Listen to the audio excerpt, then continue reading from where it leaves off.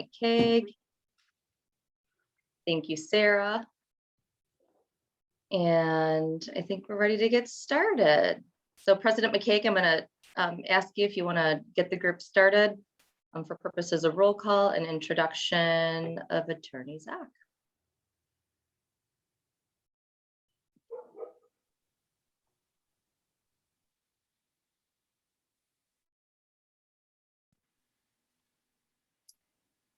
Sarah, can you hear me? I can, you're good. Okay, I can't hear any of you, so I'm working on my connection here. Okay, we can hear you.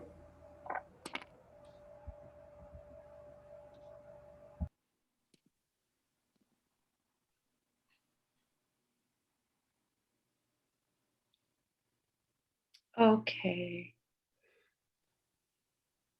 I'm going to rejoin.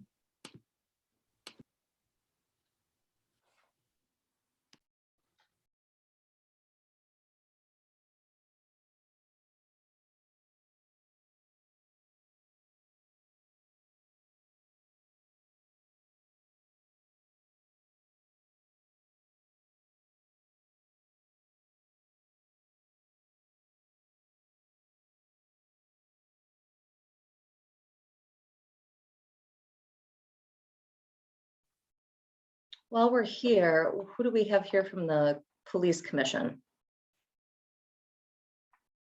Chuck. Mike O'Brien. Mike O'Brien. Hi, Mike. Hello. Jennifer Anderson. Richard Cole. Okay. Can somebody Is it say the- something? Is it the, oh, I was just asking who was here from the Police Can't Commission. hear. So I think we have Mike. Okay, let me figure this out. Jennifer Anderson is on also. Oh, wonderful. Okay. Yeah, And Craig then- Bullock. Craig Craig Bullock. So Oh, wonderful. Craig. Okay, great. Thank you. I think we have all of the police commission present for sure, it looks like.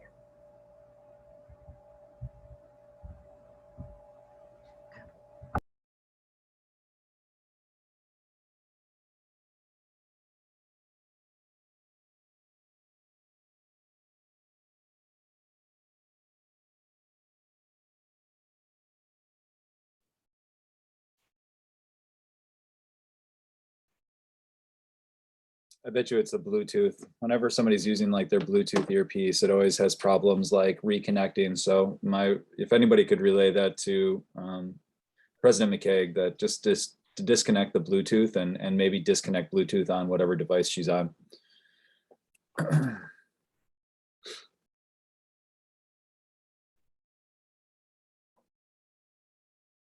Is this our last meeting in person? All right, is this our last meeting via Zoom? No, No, okay. we'll give you an update. I think it's part of the village manager's update. Okay. All right, sorry for the delay, everyone. I'd like to call the Village Board Committee of the Whole to order at 6:07. Has this meeting been noticed? Meeting has been posted and noticed according to law. Thank you. Should we do a roll call vote? Sure. Trustee Arndorfer. Attendance, not a vote. Yep, I know what you meant. Trustee Baldoff, I believe she's excused.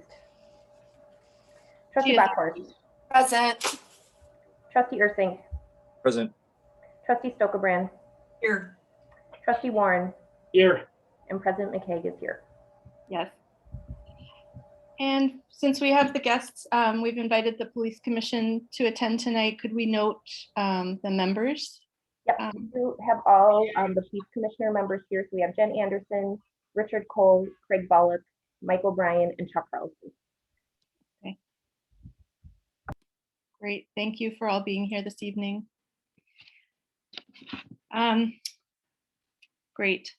So I prepared some opening remarks because our first agenda item is the presentation, correct? And the only one.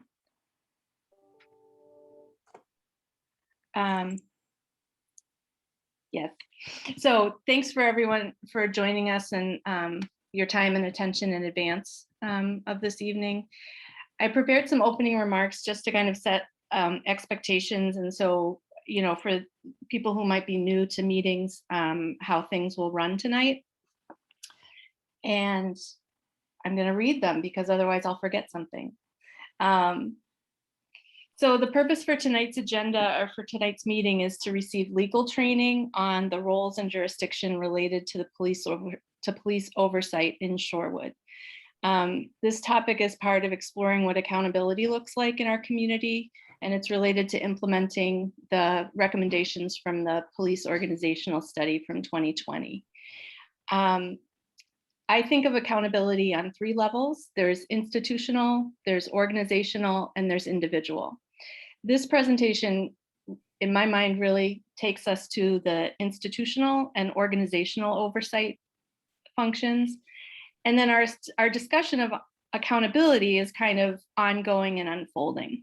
We haven't focused as much on that. We need to have the clear functions because we haven't been clear on that. And then we'll be able to take more action. So to be really clear, we're kind of stuck on a few points. So the Citizens Police Accountability Group has made requests about the police organizational study and the implementation. And we've incorporated all the requests to date into the process that we have going so far. But there are a couple of points where our interpretation of the statute and code is different than members of the Police Accountability Group. And so we thought that it would be good to bring in a statewide expert that's kind of a third party that we can all receive the training from, and then we can figure out what we can move ahead on, what is what it is, and what requires further discussion. So the 3 points, as I understand them, are what language has to be on the complaint form, the role of the police commission in oversight of complaints to the police department, and the role of the village board in delegating additional duties to the police commission.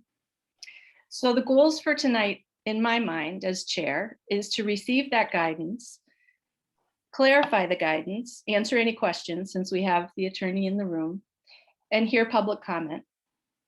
My expectation is to listen and to take what we hear into whatever our role is moving forward, because everybody here has a different role. You're either a member of the village board, the village staff, the police commission, members of the public. There could be others too. So we need to get to delineate what can be acted upon. My anticipation is that the members of the village board and the members of the police commission won't be able to answer questions tonight that's related to this topic because we're all hearing this and we're learning together.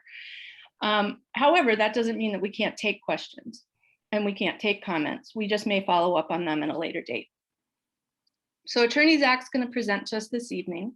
He was referred to us by Claire Silverman, the lead counsel of the League of Wisconsin Municipalities. He's been training fire and police commissions around the state for over a decade, I believe. And he has done some individual municipal trainings like this one tonight, where he takes the state statutes and then an individual municipal set of statute and code or ordinance and code and looks at them all together. So this meeting is a committee of the whole of the village board. We don't take action at committee of the whole meetings, and we don't have to adopt what we're going to hear tonight or approve it because it's statute and ordinance. So it governs us, but it is a time to hear it cohesively. So what I'd like to do is invite Attorney Zach to present what he's prepared, and I would say let's go straight through for continuity, and then please make note of your questions and comments because then we'll open public comment. And I would like to do it in 2 sections, questions related to the presentation. So we make sure we make good use of Attorney Zach's time here, and then public comment. So at this point, thank you for listening. Did I see a hand go up? President McKay, I'm sorry. I was going to go back over what were the 3 things you saw? Well, what should be on a complaint form? And I'm sorry, Miss, what was number 2 and number 3?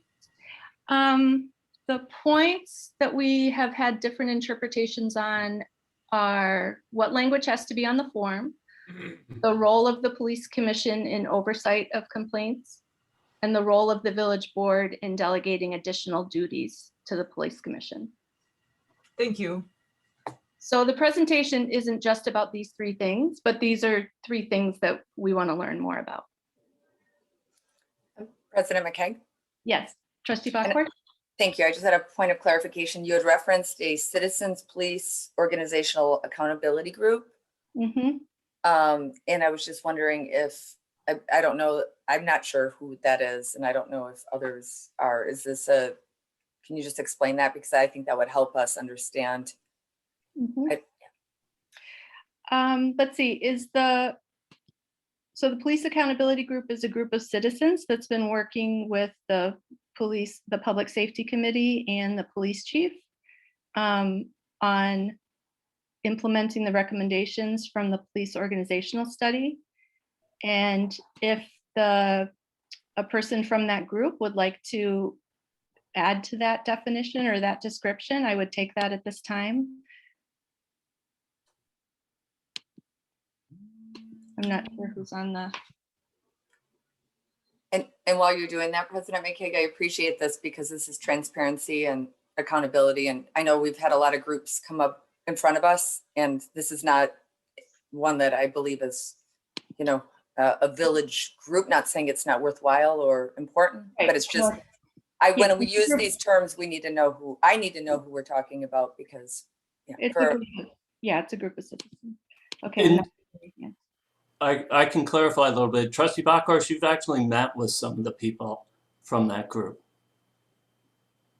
Chuck, I'm asking for clarity and for transparency because this is an elected body. We are elected officials. We are doing public work and public good.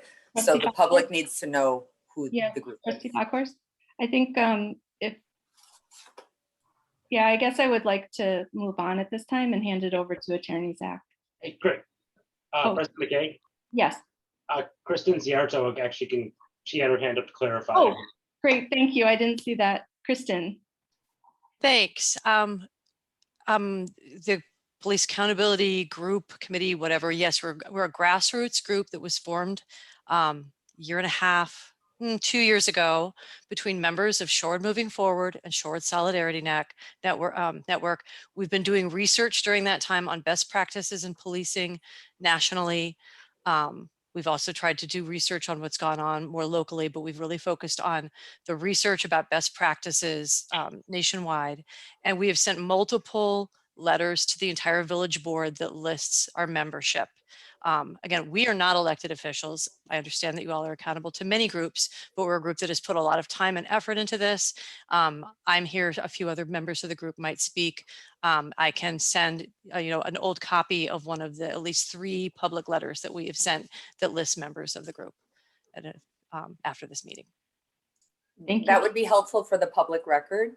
So that would be great to have that in the public record. I don't believe that's in the public record as it stands. I could be mistaken. Okay, yeah, perfect then. It was on the letter that we read that they shared with us in April, I believe. Okay. But it's in part of this packet. Okay.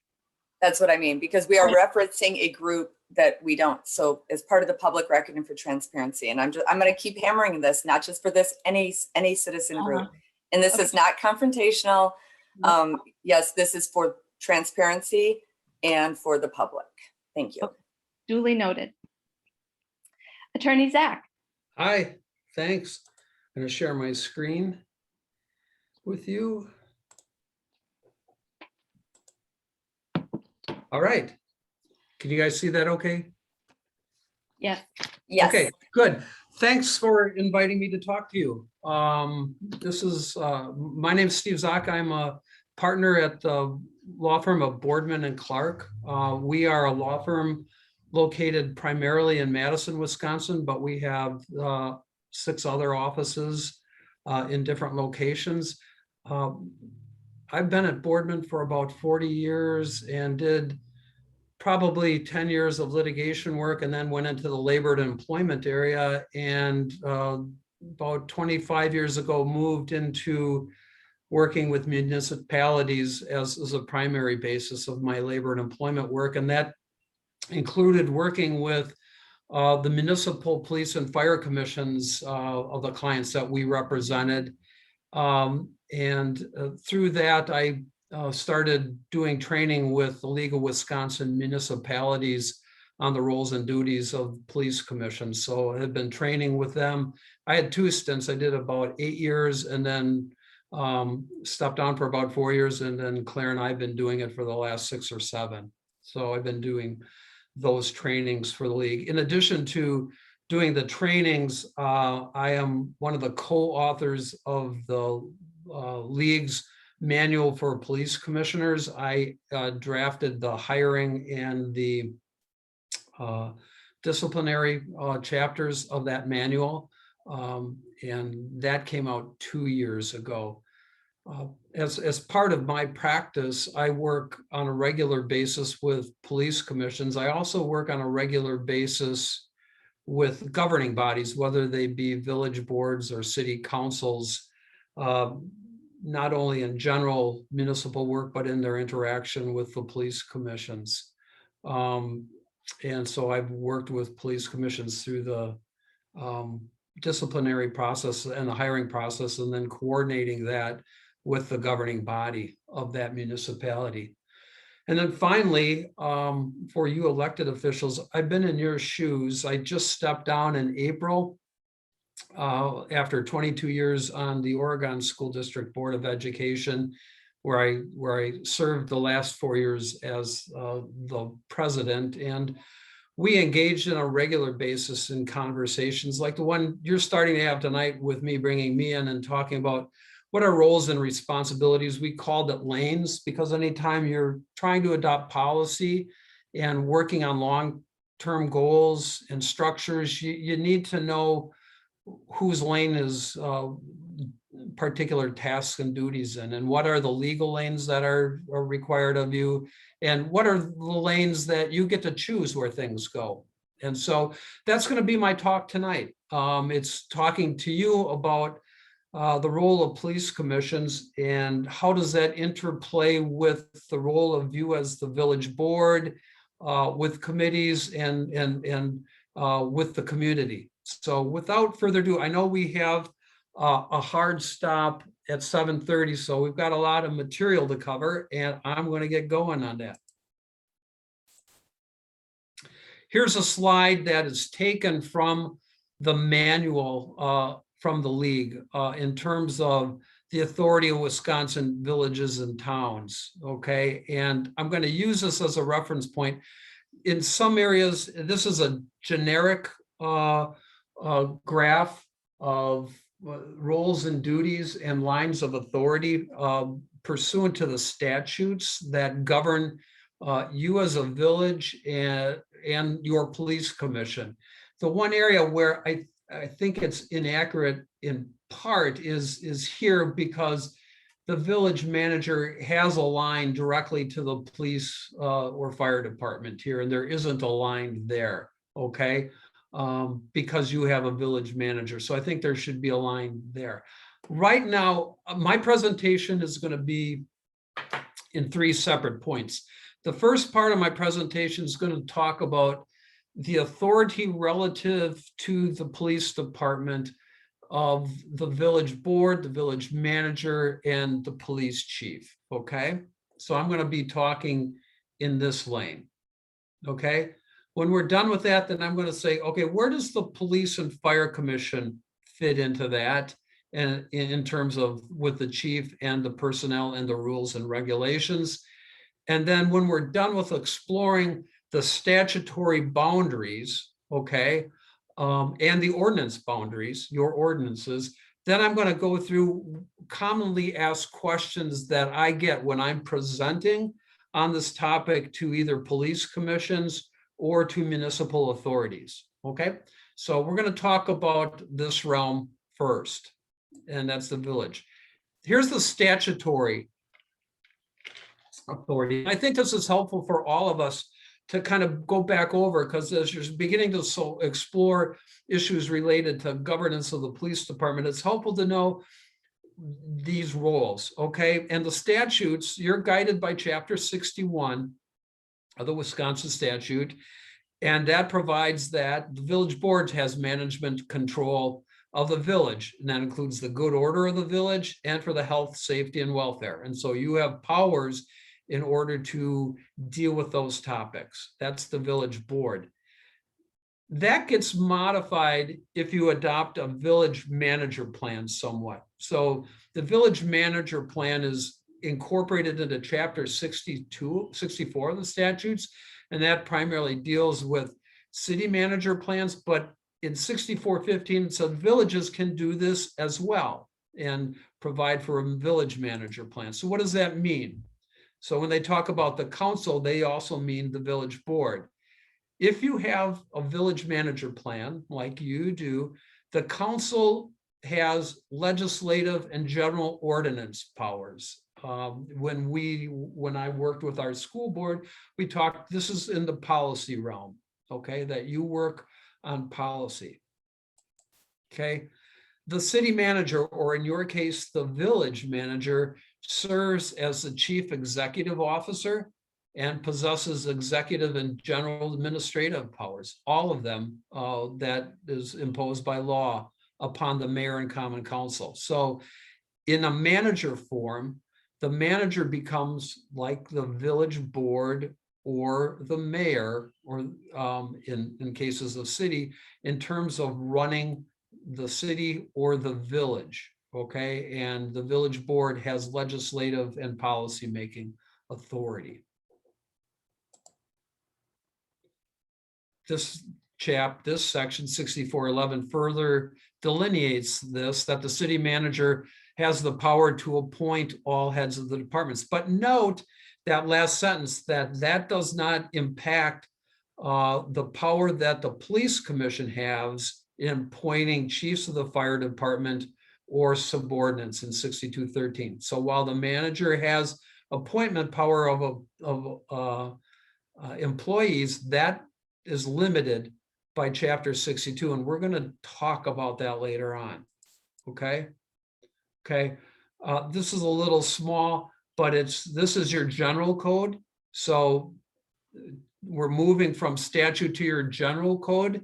In your general code, the village manager has authority to prepare and cause to be prepared the rules, the personnel rules, also, so governing personnel, including those of the police department, approved by the village board. You can see that in the middle of the section.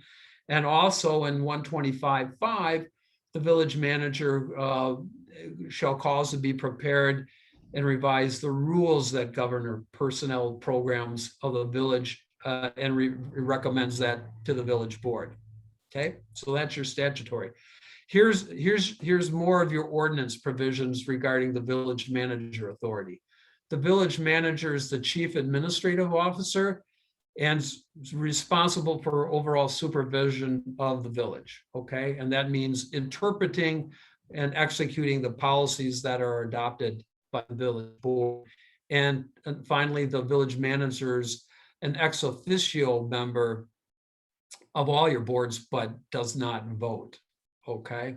So in the parlance that I use in training, the village board serves as a policy and legislative body, and the village manager runs the day-to-day operational aspects of the village.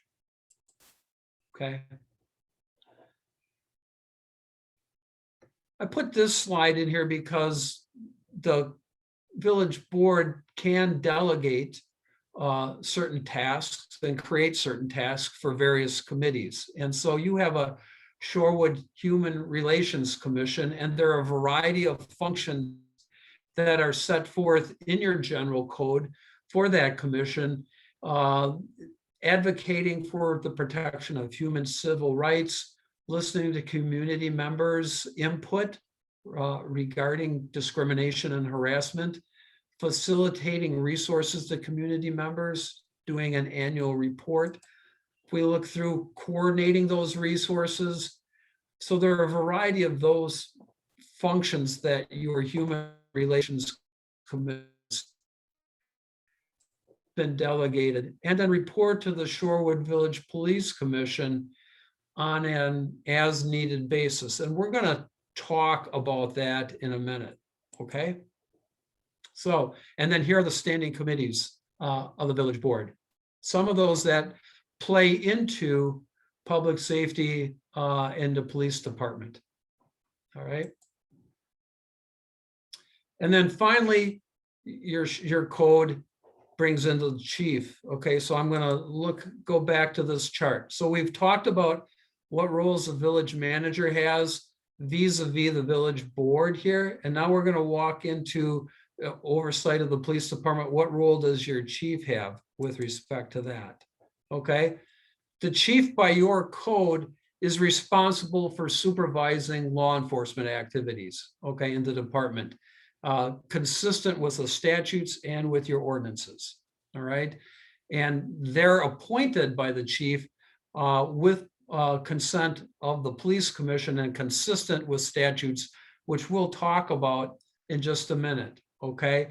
And in cooperation with the board, the chief prepares rules of conduct for the police department. So that's the authority of your chief under your general code of ordinances. And that tracks with the rest of the ordinances and is consistent with then the state statutes that we've reviewed.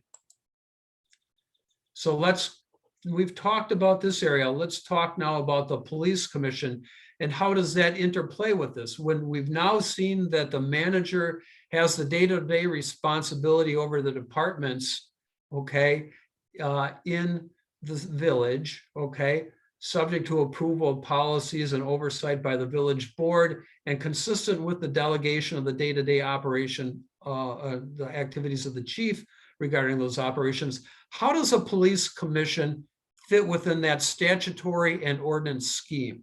So let's walk through that.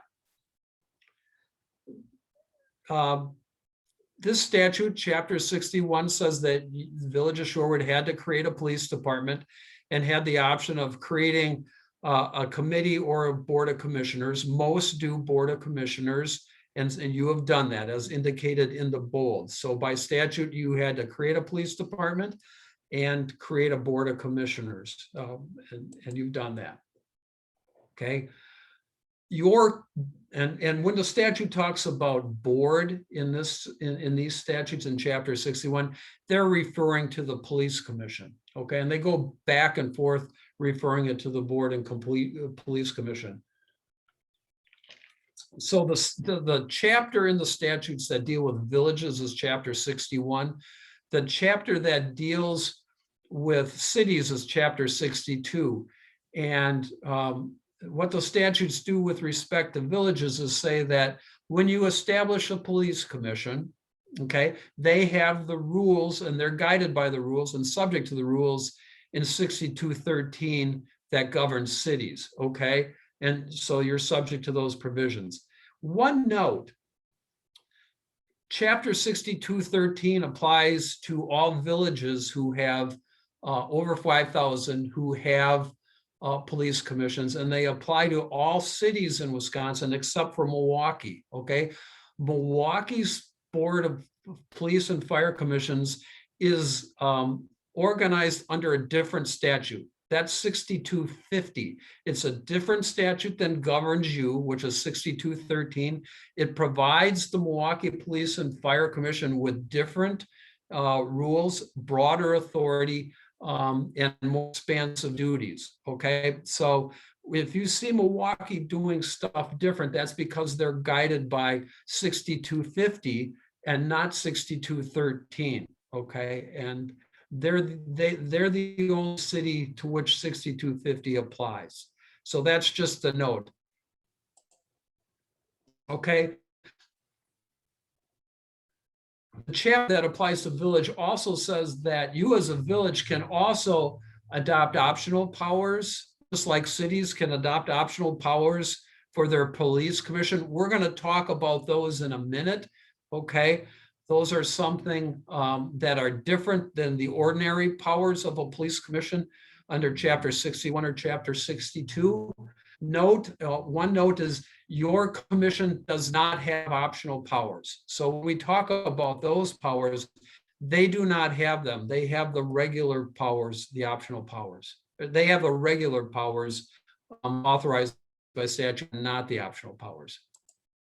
Okay, so now we've established, we're going to walk through the set rules for police commissions and the authority that have over subjects early in hiring and in discipline.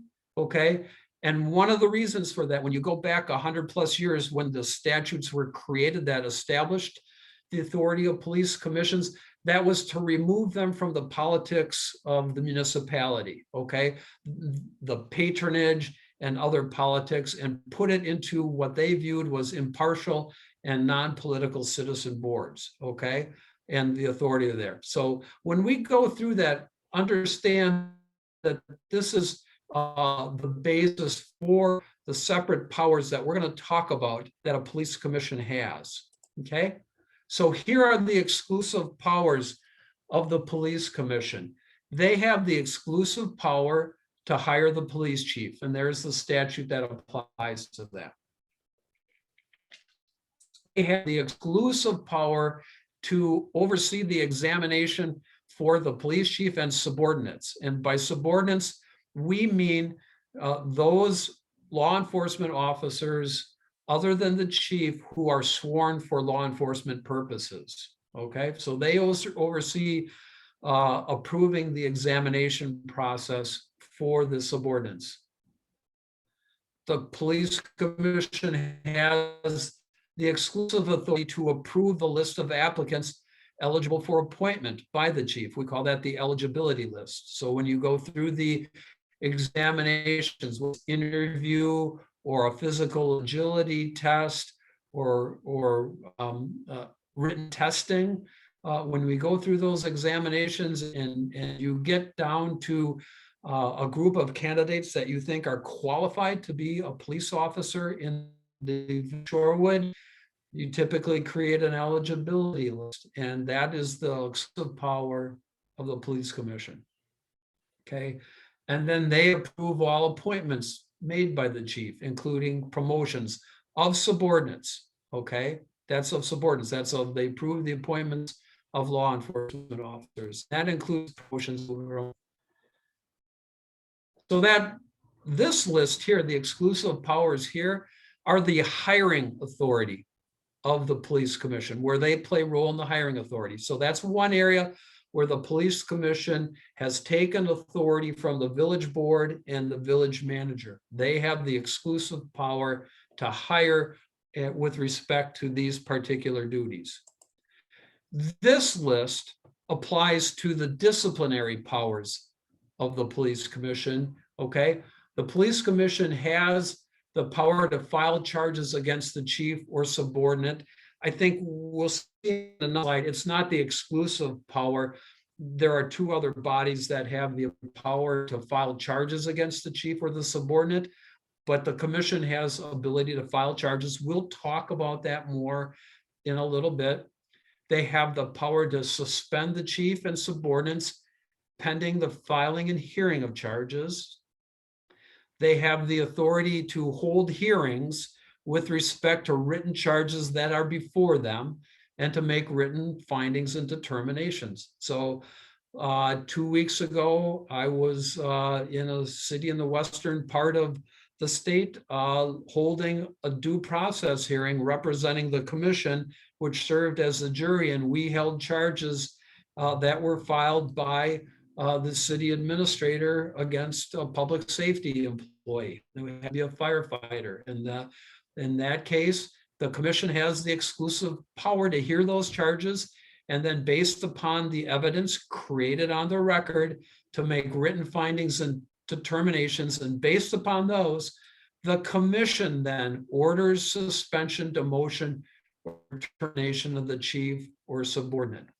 The rules are a little different with suspension. The chief has the authority to suspend a police officer in your department. And if the chief suspends the police officer, the chief has to file a report of that with the police commission. And the police officer has the ability to request within a certain amount of time that the police chief file written charges with the commission to hold a hearing on whether or not that suspension is upheld or reversed, okay? But these are the disciplinary authorities of the police commission. Here's areas where the commission does not have power, okay? And when we generally talk about the authority of governing bodies, whether they're a municipal village board or a village administrator or a commission, their authority derives solely from statute, okay? And they have to have the power on the statute, and if that power has not been delegated to them by statute, they do not have authority over that. So for example, and these are commissions without optional powers, okay? And that would be the village of Shorewood. The commission does not have power to establish the budget for the police department. It does not have the power to set the salary or wages of the chief or the commissioners or the subordinates, the law enforcement officers. It does not have the power to establish the minimum qualifications for the chief or subordinates. So I was involved in a hiring situation several months ago where we were establishing the salary and the qualifications for a chief. And we were debating how much education the chief should have, whether we would go out for hire with just a bachelor's degree or whether we should require a master's degree. And that decision wasn't the decision of the commission. That was one of, in this case, the city council, okay? So the minimum qualifications are set elsewhere. The commission does not have authority to hear disciplinary matters that do not rise to the level of demotion or suspension or termination. So for example, verbal warnings or written warnings are not within the scope of a police commission. Instituting a performance improvement plan is not in the authority of the police commission, okay? Then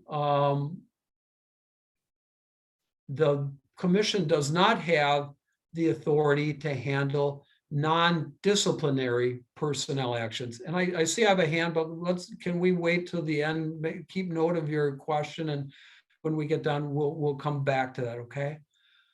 The commission does not have the authority to handle non-disciplinary personnel actions. So for example, if we have a law enforcement officer who has a disability or is on some form of leave, and there is a question of attendance and whether or not termination because that officer cannot perform the essential functions of the job, and that question is not related to discipline, that's not within the scope of the police commission, okay? The commission also does not have authority over non-sworn police department authorities. So for example, any clerical employee of the department or any dispatcher in the department would not be within the jurisdiction of the police commission. The police commission, absent optional powers, only has authority over sworn law enforcement officers, including the chief. And finally, the commission does not have authority over probationary law enforcement officers. So that gives us an overview, general overview of what the commission has jurisdiction by statute over, what it does not have jurisdiction over. And I'm going to quick run through the statutes for you that govern this. Remember, Chapter 62 applies to cities, but they've been incorporated by reference into Chapter 61, which applies to villages, including the village of Shorewood, okay? So for example, here in 6213, the board, that is the commission, appoints the chief, okay? And under 6213.4, the chief appoints subordinates, okay, subject to approval by the board. And the second sentence gets kind of funky because it says the appointments, that is probationary, I'm going to slow down, promotional appointments are made when it can be done with advantage, okay? That is, does the chief think a certain person is someone who should be appointed absent the examination process that has been instituted by the board, okay? If not, then it goes through the examination process. So when we're talking about promotion, we're talking about what chief's discretion as to whether to promote from within by advantage or whether we're going to go through a formal recruitment process, okay? In either case, whomever the chief wants to appoint has to be approved by the board. Okay. The commission, this is where the commission in the hiring process has given the authority to determine the examination process in terms of hiring for subordinates and the chief. In terms of disciplinary actions, those are governed by 6213(5). Okay. There's where the subordinate may be suspended by the commission pending disposition of charges. And here's who may file charges. So we're going to come back to this in a minute, okay? Charges may be filed. That is to get the jurisdiction of the commission in hearing charges for suspension, demotion, or termination. Those can be filed by the chief, by a member of the board or any of its members individually, or by an aggrieved person. We'll come back to that because there are questions about that. But this is where that authority comes from, okay? And you can note that there's not a whole lot of detail there. And we'll talk about that, okay? Here's where the authority is given to suspend for cause the chief or the board, okay? And then the hearing has to be within a certain time frame.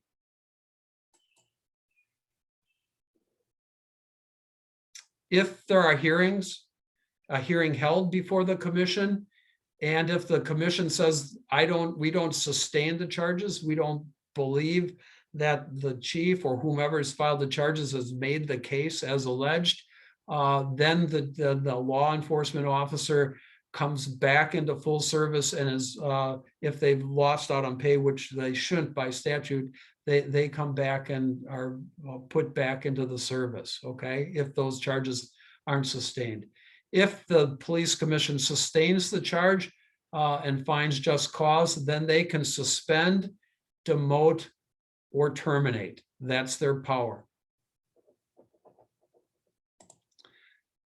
Here are the optional powers, okay? The Board of Police and Fire Commission shall have these further powers: to organize and supervise the fire and police department to prescribe rules and regulations for the control and management.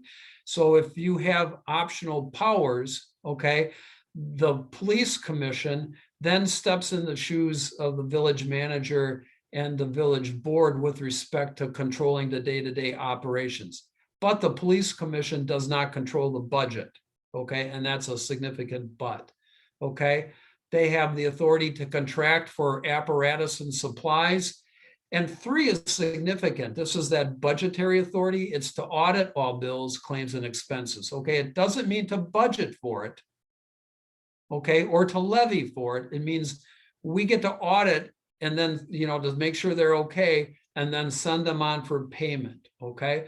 These are the optional powers. Your commission does not have them, okay? This is the process by which boards are given optional powers. I can tell you that the vast majority of commissions do not have optional powers in the state. I think there are only about 10. I work with 3 of them, okay? But it's not the norm by a long shot, okay? And there's a process by which this has to happen. It's a referendum with the electors, and there has to be a petition filed within a certain period of time based upon number of votes who cast the ballots for governor in the last election. So your code tracks the statutory provisions in chapter 62, okay? So here's the hiring authority, okay, and administering exams in that code.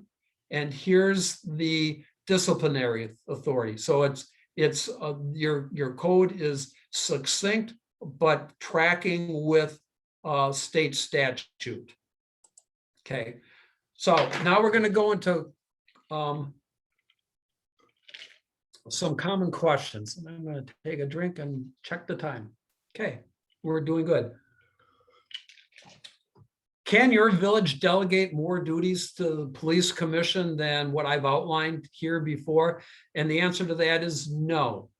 Okay, absent optional powers, your commission has only those authorities which the statutes and your ordinances prescribe. That is in the hiring process.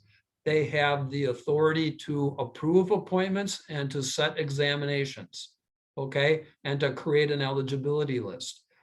In the termination or in the disciplinary area, they only have authority over sworn law enforcement officers with respect to charges that are filed before them. And then they only have the authority to deal with demotions, suspensions, or terminations, okay? If the statute had wanted boards, in my opinion, to have delegated duties, they would not have had the optional powers statute, okay? And the authority granted by referendum to boards with optional powers to oversee more duties than what were prescribed by statute otherwise. So I think the fact that there's a separate statutory section that allows for commissions to have greater authorities if something happens that is a referendum, to me indicates a legislative intent that absent those optional powers, the commission only has those authority that is granted by statute and cannot be delegated by the village board or by the village manager with other duties, okay? So I think the role is limited of commissions across the state who do not have optional powers. And there's some reason for that, particularly in the disciplinary area as we're going to go through this, okay? This is a subsidiary question of that. Can the police commission investigate complaints? And again, the authority, in my opinion, is no, they don't have the authority to investigate complaints because that's not one of the enumerated powers that's granted to them under Chapter 62 that we've just walked through, okay? The other thing that plays into that is that the police commission serves, in a lay sense, as the jury if charges are filed against one of your law enforcement officers, okay? And the commission can only terminate, demote, or suspend if it finds just cause to do so, and that's defined by statute. I'm not going to go into the 7 factors. That's more for training for the police commission itself. But the commission has to establish or find just cause. Because they have to find just cause, and because your law enforcement officers cannot be terminated in a disciplinary manner without just cause, or otherwise just suspended or demoted without just cause, that gives them a property right under law, okay? And once they have a property right, they have a constitutionally protected right to due process in the procedure, okay? They're entitled to due process, procedural due process. One of the fundamental notions of due process, procedural due process, is that there be an impartial hearing body, okay? And if the police commission is involved in investigating at the front end of the process, a law enforcement officer, and is also involved in the back end and serving as quote unquote the jury, I think that raises certain due process issues that may impact the ability of the commission to order demotion, termination, or suspension, okay? So can the police commission investigate complaints? It's not enumerated as one of their powers, so the answer is no. And under constitutional procedural due process standards, I don't think they should or can all either, okay? This is one of the questions that I get all the time when we're working through process with departments and establishing bylaws and processes and procedures. What's the difference between a citizen complaint and a charge that gives rise to a hearing before the police commission, okay?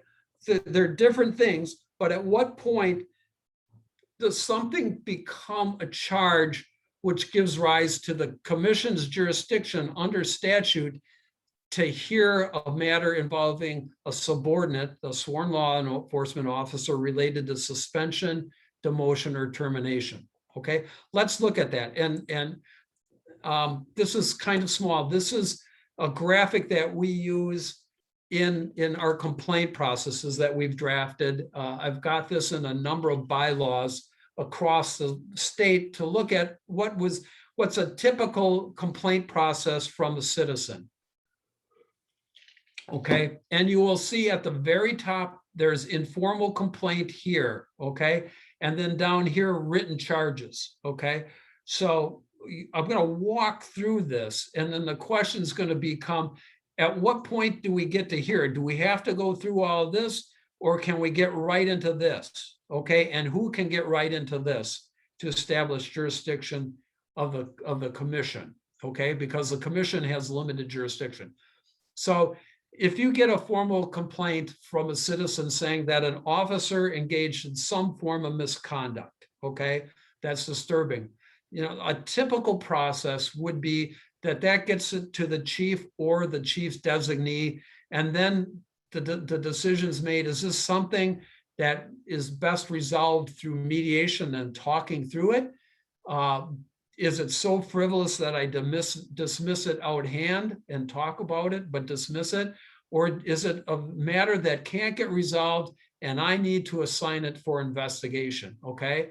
And then if that's the case, then we go through this line. If it's dismissed, whoever makes the complaint still has the statutory ability in certain circumstances. We're going to talk about when that can happen, okay?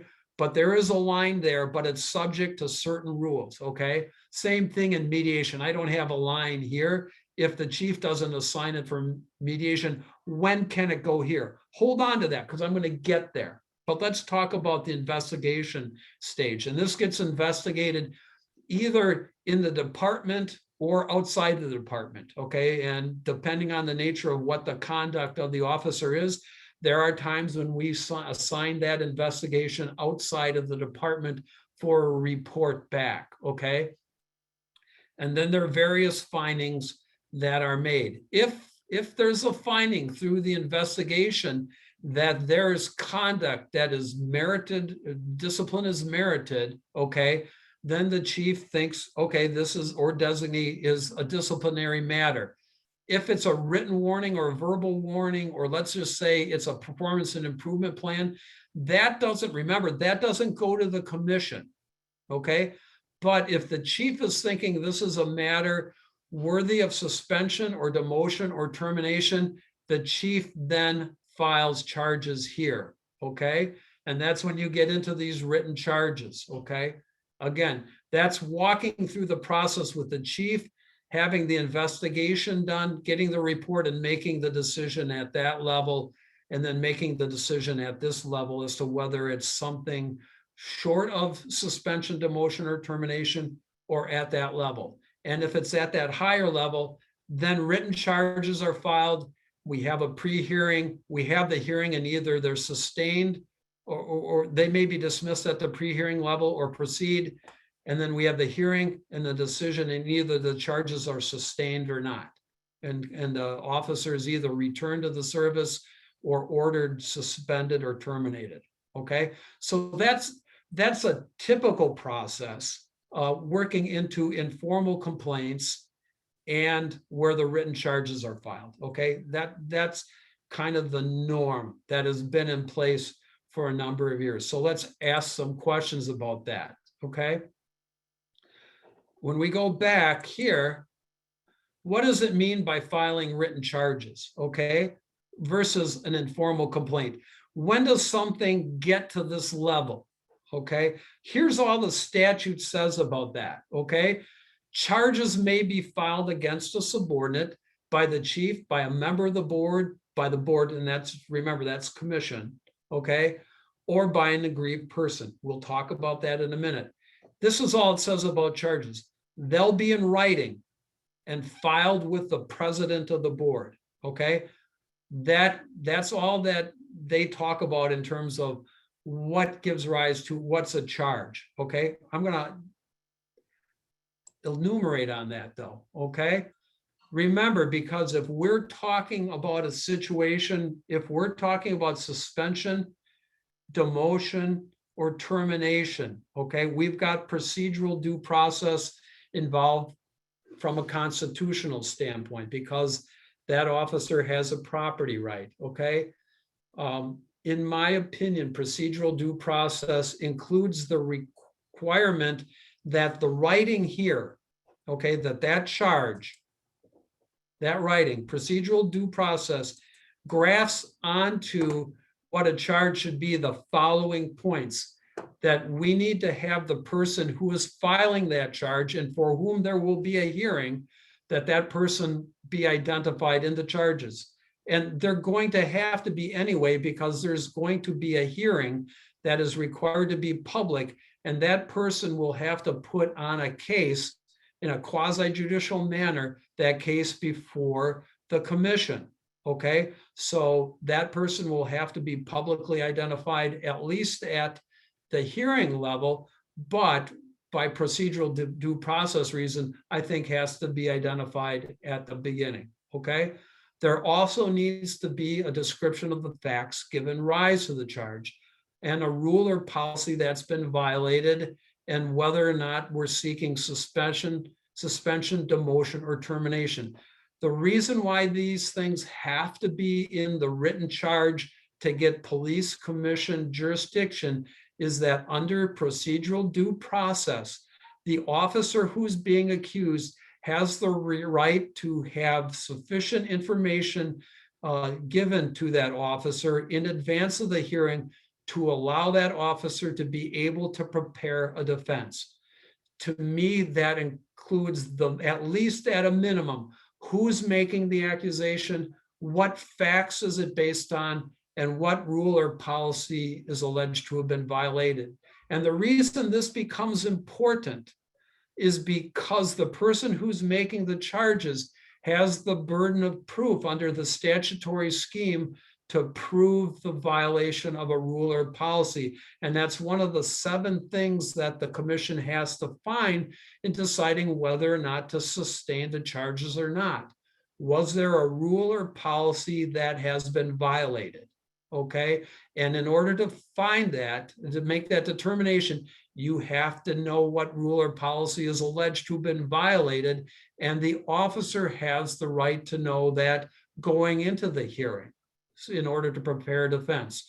So best practices and what I think is required by law, statutory and constitutionally, is that this was what has to be in a written charge to give rise to commission jurisdiction, which may be different than what needs to be, and I think is different than what needs to be in an informal complaint that gets into the department for an investigation, short of going to the police commission for a formal hearing, because there are various ways that these get resolved short of that, okay? Because the commission's jurisdiction is limited in disciplinary matters, okay?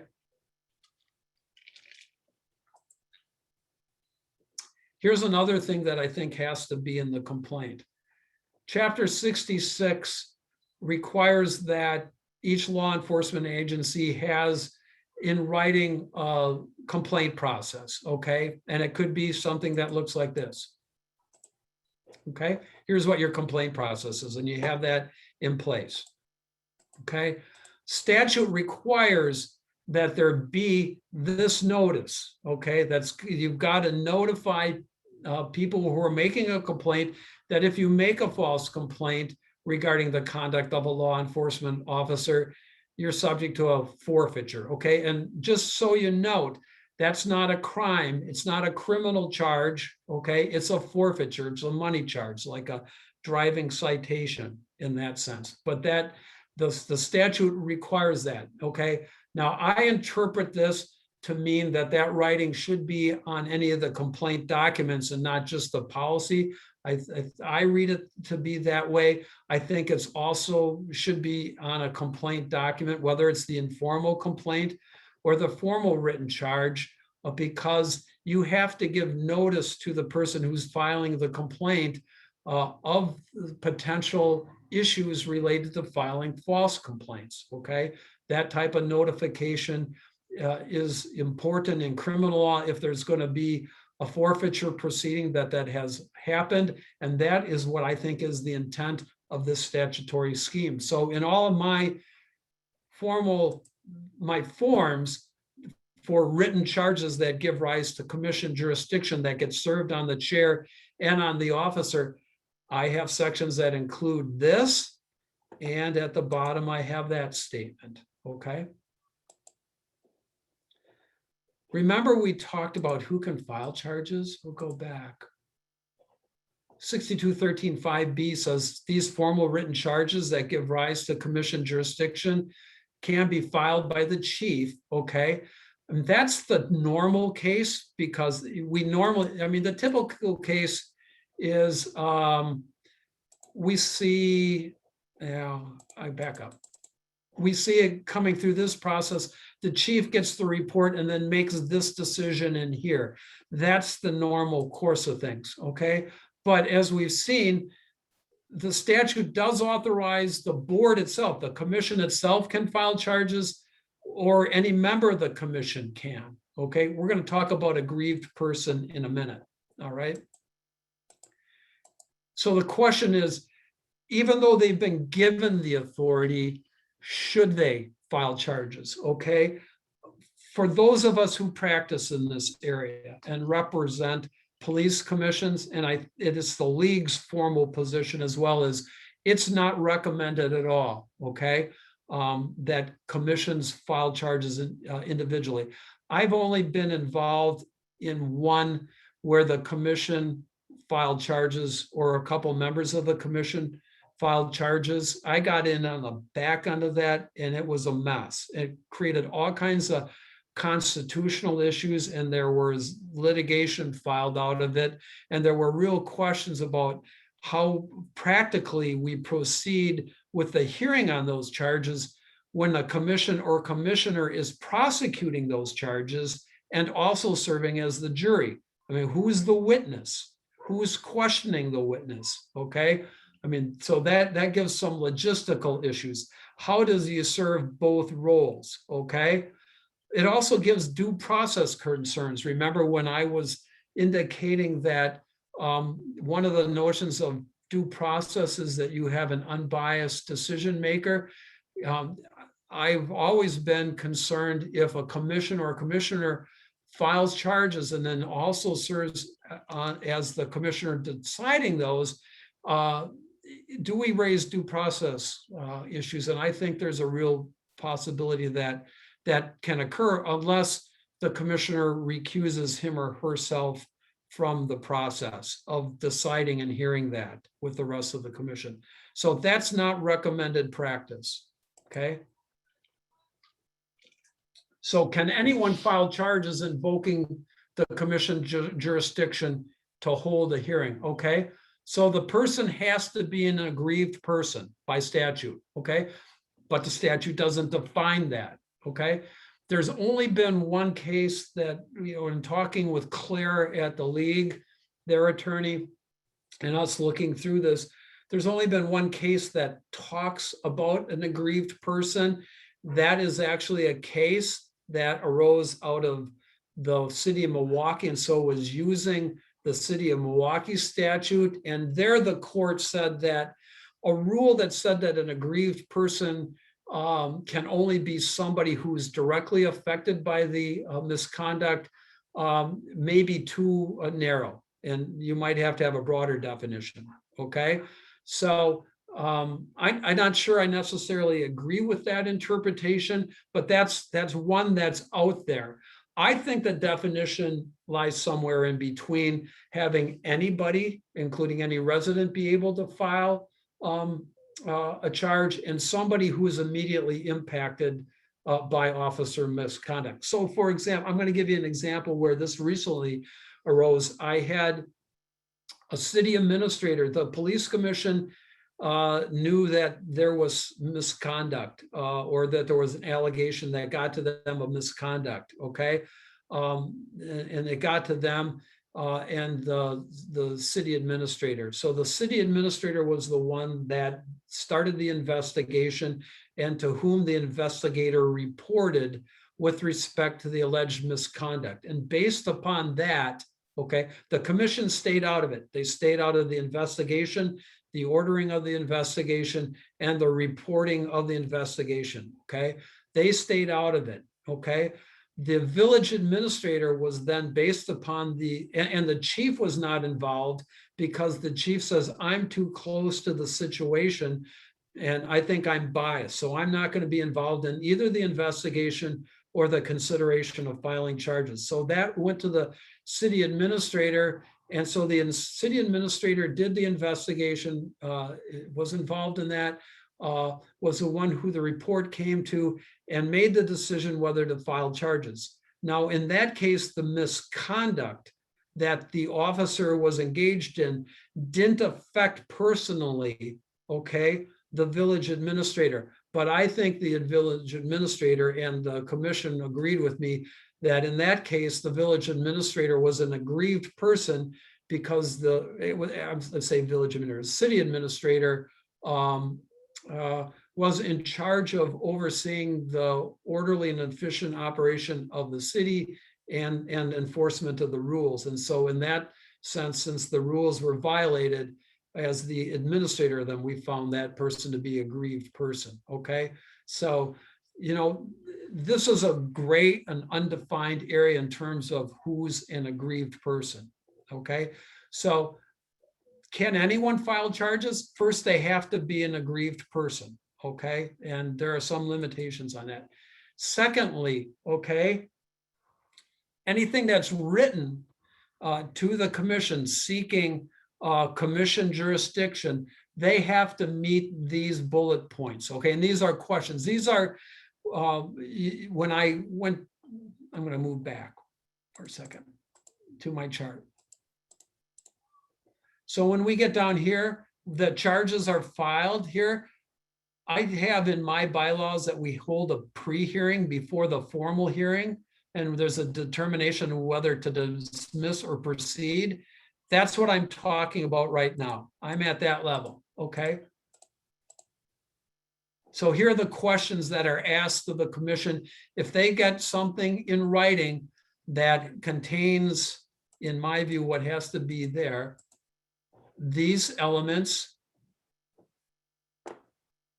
and this statement, okay? So if they get that, then the question is, does the charge meet the procedural requirements, okay? Is it signed? Does it identify the facts and rules?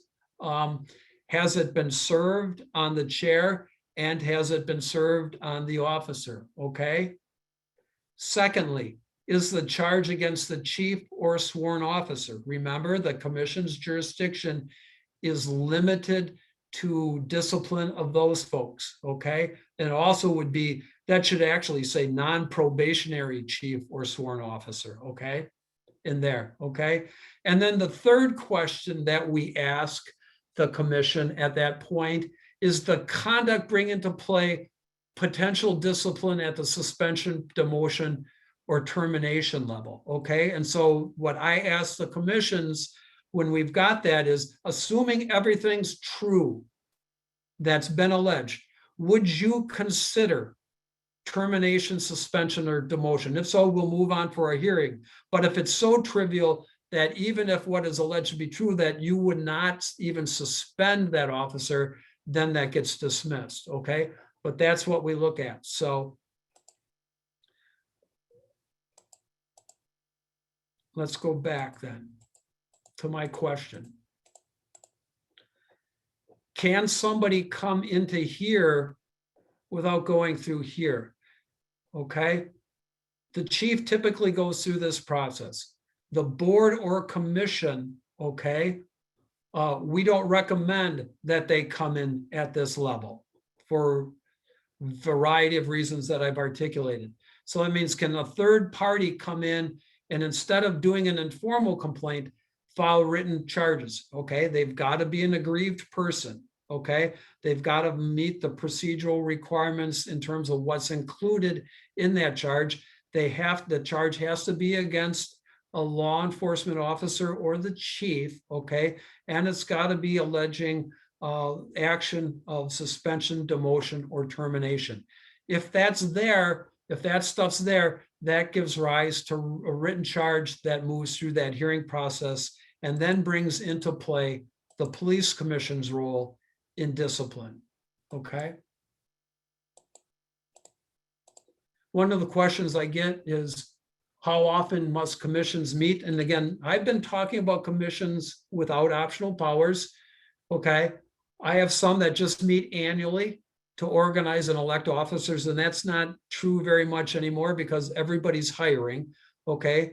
But, up until recently, it's been very rare that we've gotten formal written charges invoking police commission jurisdiction for charges. That's been on the uptick in the last couple of years. But I got to tell you, until the last couple of years, I didn't get a lot of, if I got one every 2 years, it was a lot of formal charges where we had a formal public disciplinary hearing against an officer seeking suspension, demotion, or reduction in rank. And because of that, commissions didn't meet from a disciplinary standpoint very often, and they would meet in terms of approving an examination process or interviewing or approving a certification list. Okay, but absent that, okay, they weren't required to meet all that often because everything else was not within their jurisdiction. Okay, and then one of the procedural steps other than introductory meeting and steps,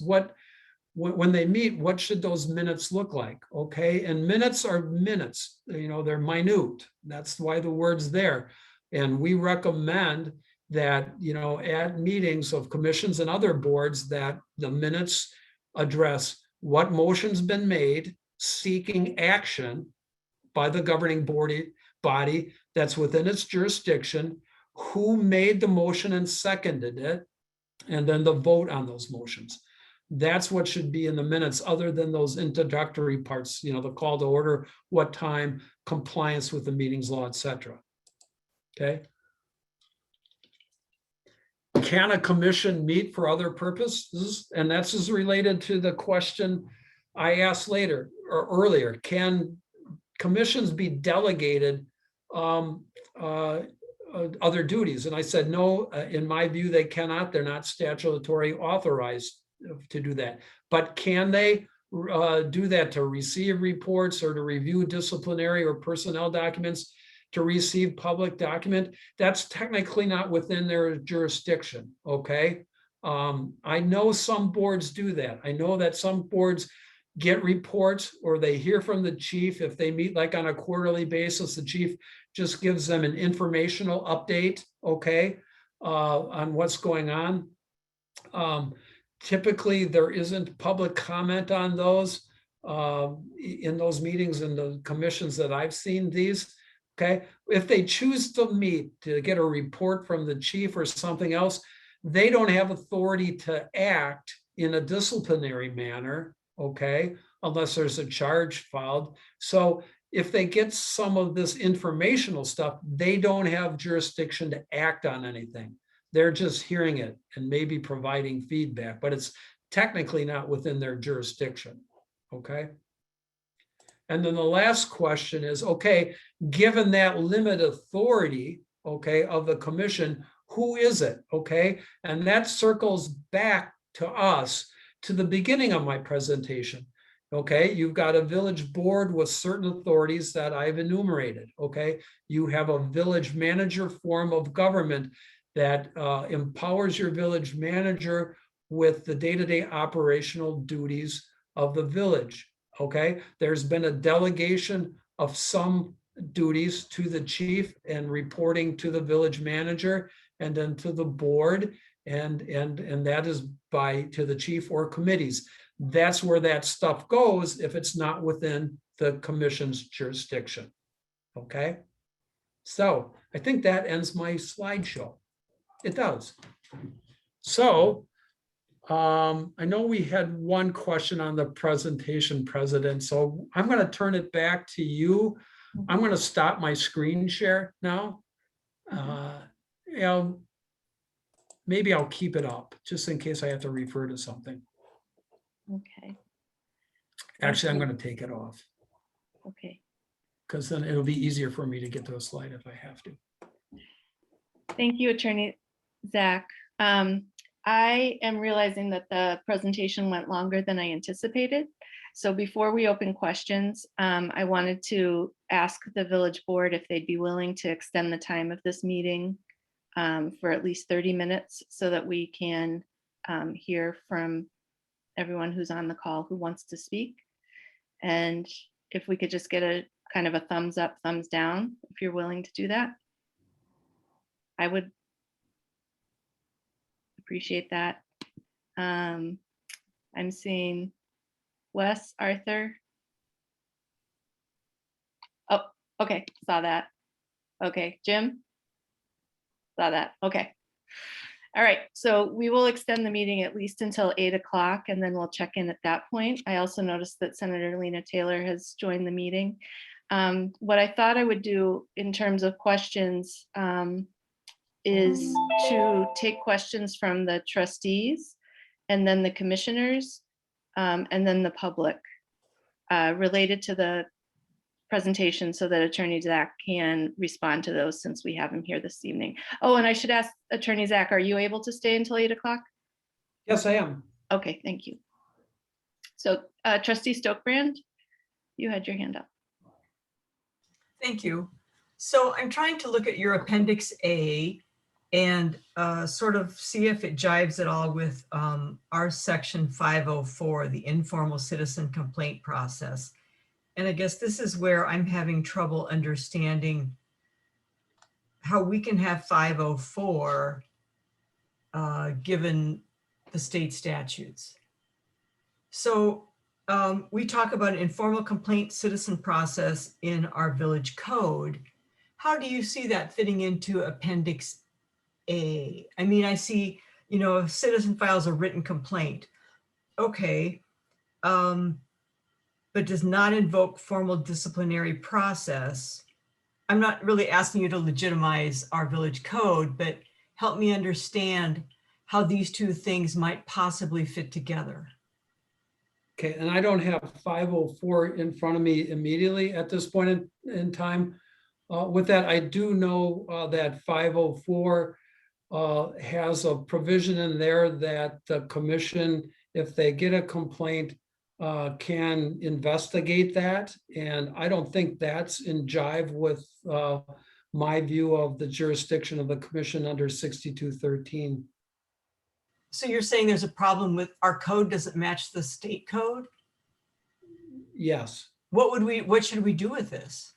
Well, I think what you should likely do is have 504 reviewed and a formal opinion given to determine what portion matches chapter 6213 provision and which doesn't. And okay.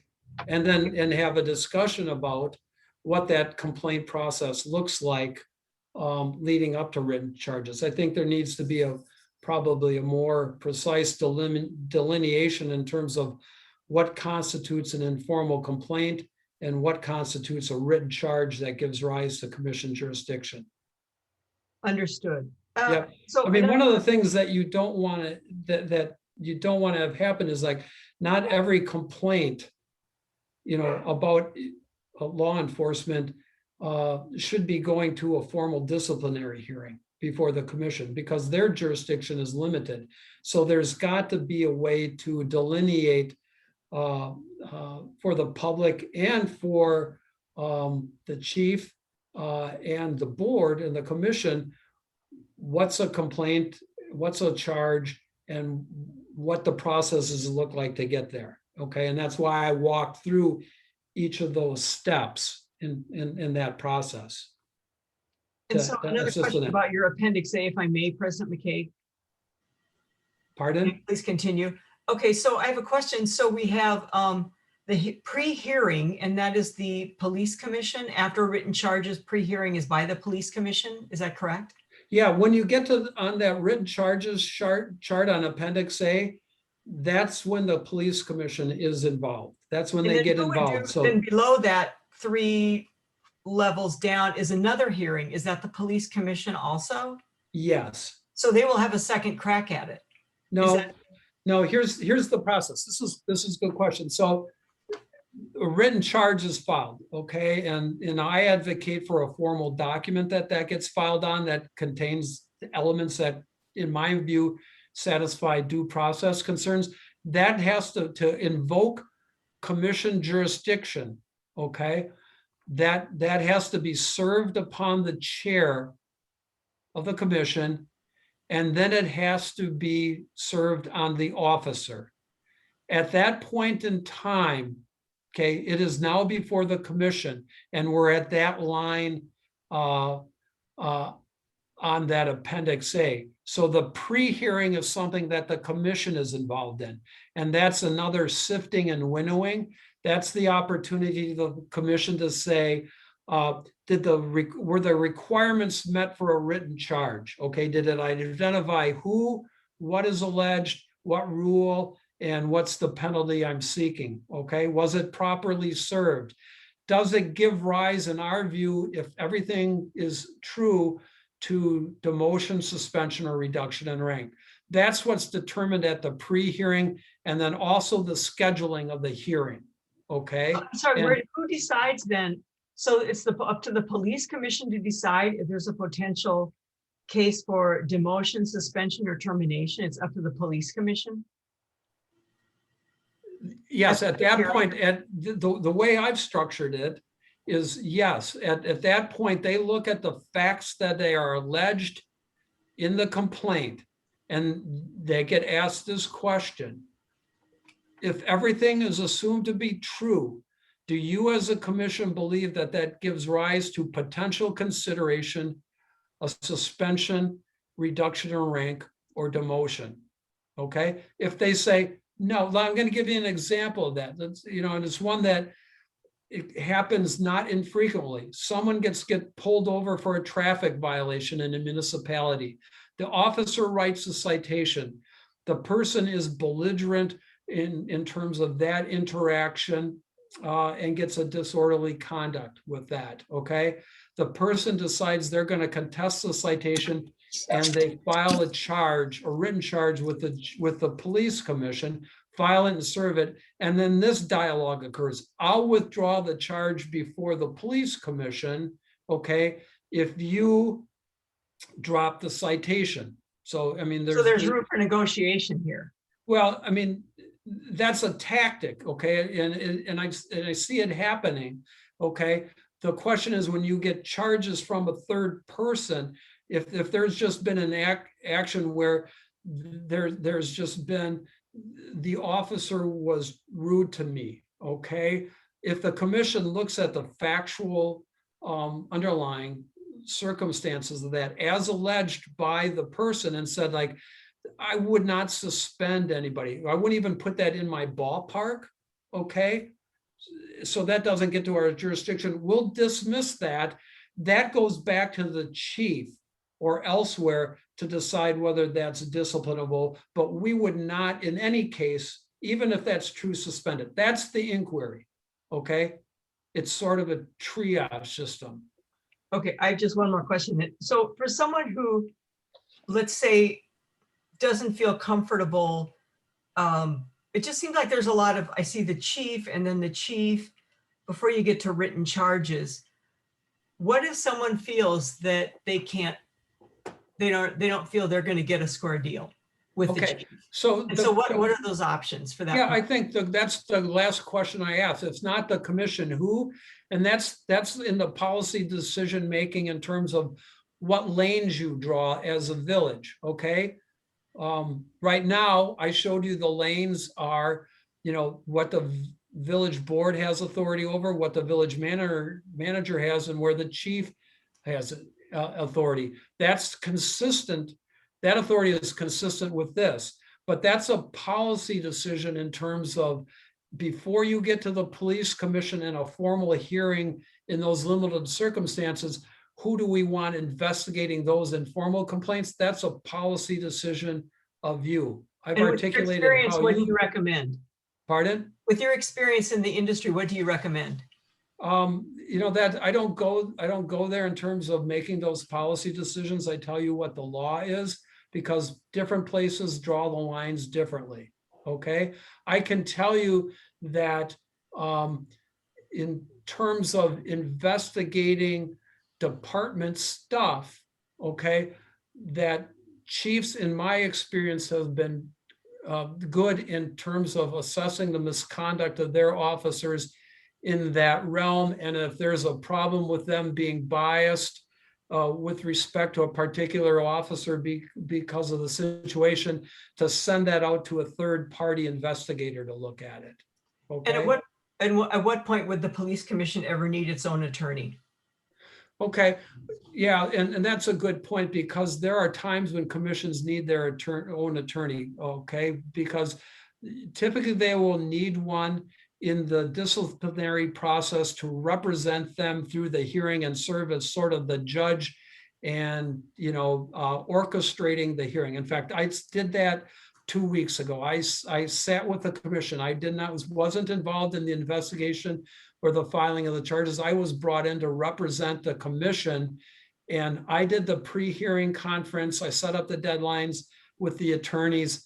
I kind of ran that show on behalf of the commission and then sat as the judge during the hearing to run it and then walked the commission through the just cause factors that they had to determine and then did the initial draft of the decision, okay?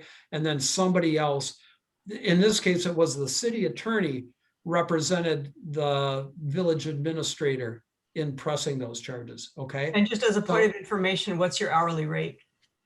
What's my hourly rate?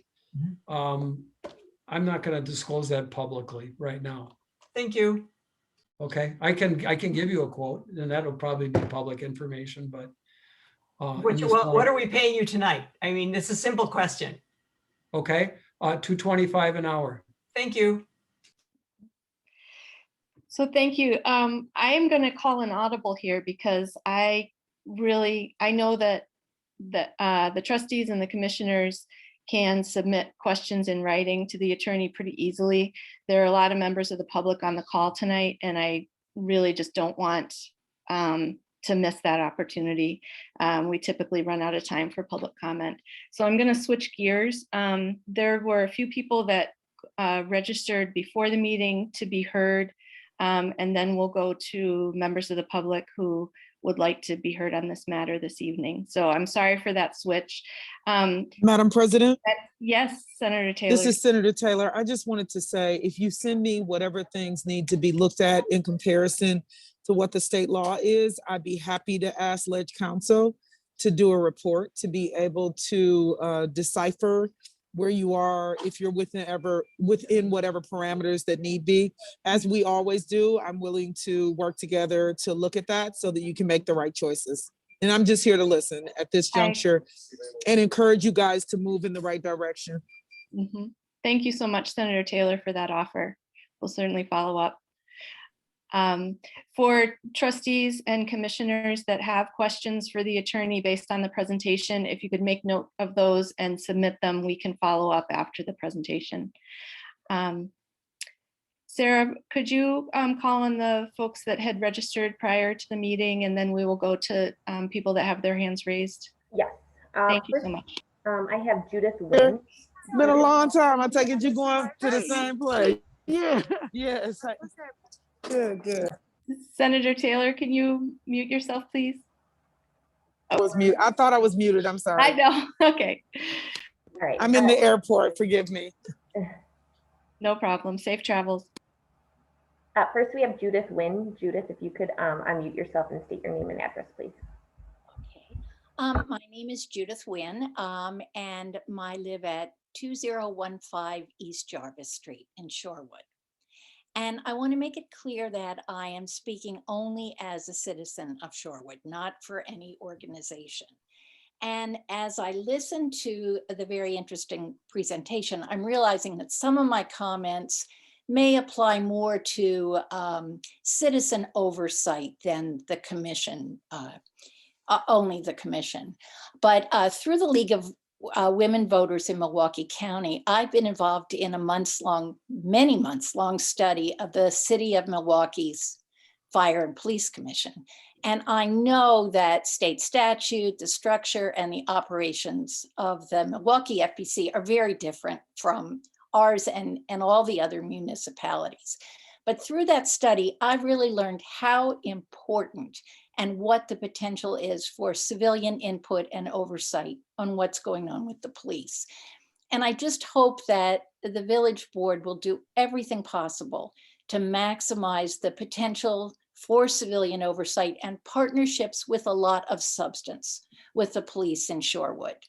I found it troubling to learn about how limited the police commission is, particularly around citizen complaints.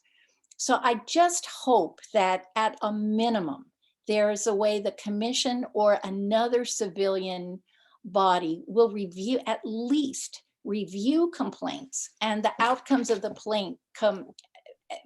complaints, because there's so much potential for patterns and trends that could impact policy and accountability. And I just think it's a lost opportunity not to really review those complaints. And even under the existing limitations, I think there may be some room for improvement. And for one, as much as possible, I think Shorewood citizens should have the right to attend and make public comment at commission meetings. And in addition, again, when possible, it sounds like the meeting should be recorded so that those who can't attend can stay informed.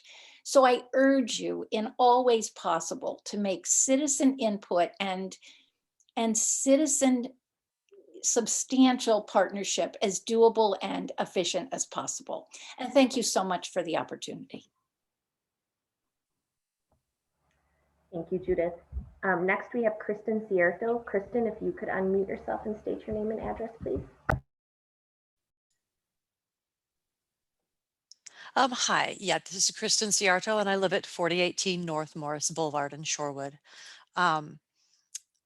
I appreciate the chance for the presentation. I want to echo some of the things that my neighbor Judith just said, in that it was disturbing to hear how little power the police commission has in state law.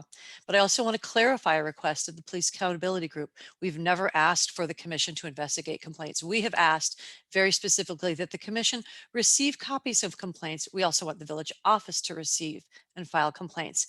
And that is because that path for complaints that Attorney Zock described as the normal course of things is contained completely within the police department. It has been established in a great deal of existing research that having to make a complaint at the police station facing a uniformed officer in full tactical gear is a strong disincentive to making complaints. And I'm talking about even informal complaints, things that do not rise to the level of, oh, it's a statute, it's a crime. Many of the things that we've heard residents talk about have been things that are hard to put their finger on. They're not necessarily a legal infraction, but a pedestrian being followed by a police car, all kinds of things that are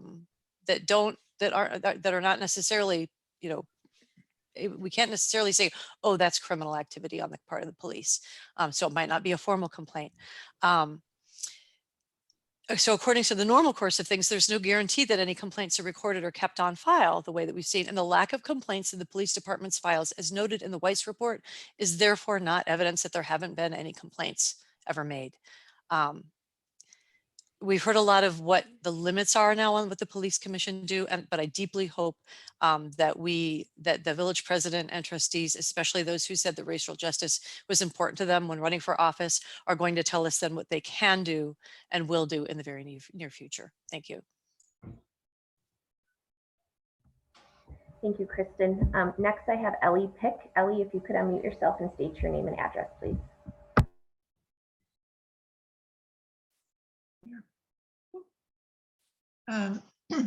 My name is Ellie Pick, and I live at 4411 North Stowell in Shorewood since 1955.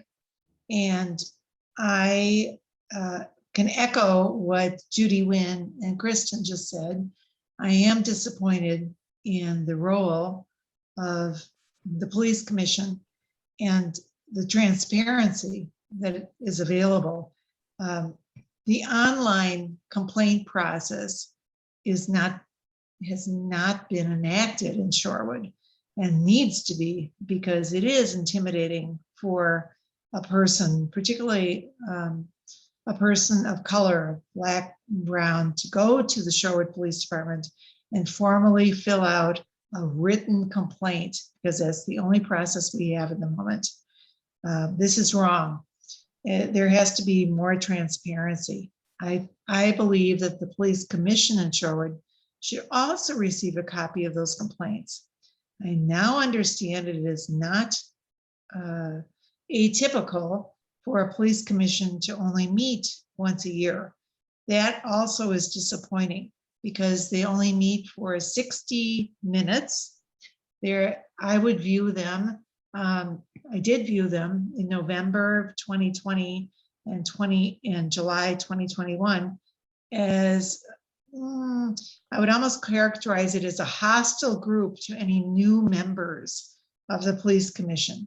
It felt like a group of bullies who had already met previously and decided who would be the new president and the new secretary. And that's just wrong. That's not the way it should be. So I am disappointed in diversity appointments to the police commission.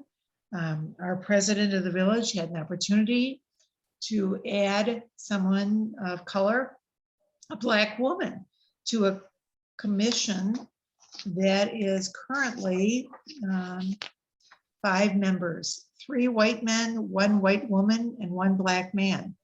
And she instead renewed an appointment of a white man who was currently on the committee and elevated him to presidency.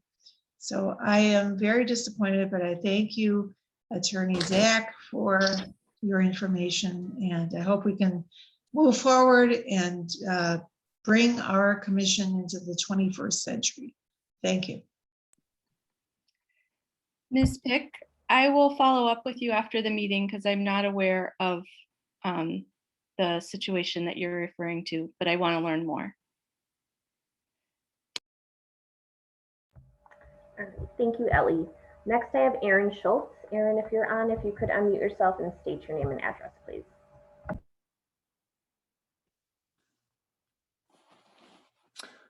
Hi, my name's Aaron Schutz. I am at 4225 North Woodburn. Apologies that I'm on a phone, but I wasn't sure I was going to be able to make it at all.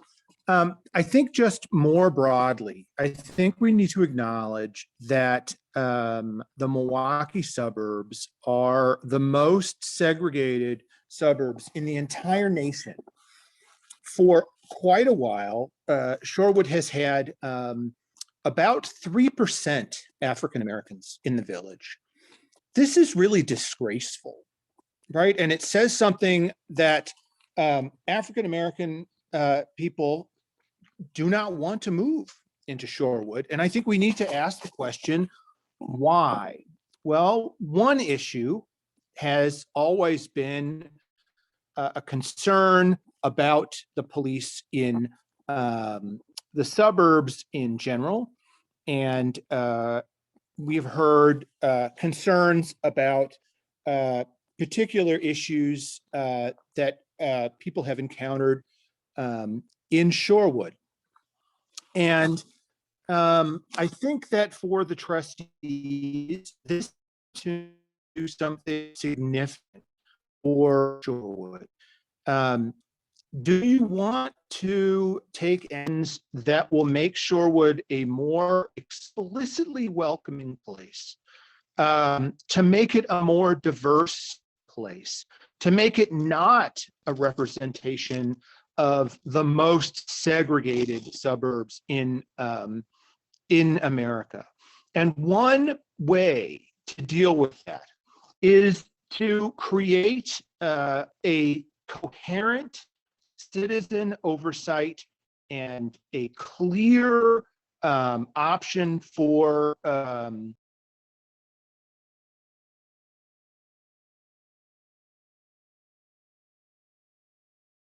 Point of parliamentary procedure. I would ask President McKeag that you ask the caller to go off of video and maybe just do the audio, just so the bandwidth could be cleared up. Yep, just did it. Thank you, trustee. Yeah, I'm sorry. I'm like in northern Wisconsin. I understand. I feel your pain. Yes, we Yeah, need I wasn't- broadband. And So, so I just want to say, like, this is an opportunity for the trustees and the president to really make their mark on Shorewood. And this is not about demonizing police. It's about creating a transparent way for the community to make statements and give information about the police, and to have some like assurance publicly that there is some citizen oversight of the police. And I think that Shorewood could really make its mark that way. Now, exactly how it happens based on statute, that has always been a bit unclear. And there have been long concerns and confusion about exactly what the police commission can and can't do, but that does not affect the larger issue of a kind of a transparent way to collect and understand and address complaints and to have citizen oversight. I do want to say that in terms of the complaint process, Weiss was actually shocked at the state of the complaint process for Shorewood. It was terrible. Okay, he was shocked that there were almost no complaints. He was shocked that there was no effort to really find more complaints, that it was completely out of compliance with best practice in the 21st century. And I'm concerned that, first of all, the police chief incorrectly told the board in public that the threatening language from the statute must be on the complaint form. And the attorney said that he would recommend it, which is fine for him. However, if you look at the Madison form, it is not on the Madison form, although it does refer to it. So it is incorrect to say that it must be on it. But I am especially troubled by the fact that the police, in their first presentation of a complaint process, actually added increasingly threatening language, threatening to essentially go after anyone who submitted a complaint and said something incorrectly. This was an explicit effort by the Shorewood Police Department to sabotage the complaint process, which really shocked me because you know, the police chief's always been a quite pleasant person, but I mean, you know, the facts are there that they attempted to add language to reduce and eliminate the possibility that people who are already afraid of the police will submit complaints. And so that really raises questions about drawing like the police's opinion about what the complaint process should be if they've already tried to make it actually worse than it actually is already. So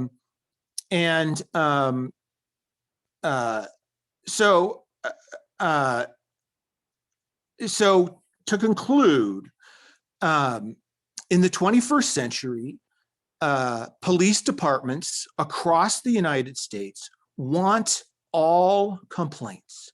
They do not want to threaten people who are going to give complaints because they want to understand what the public thinks.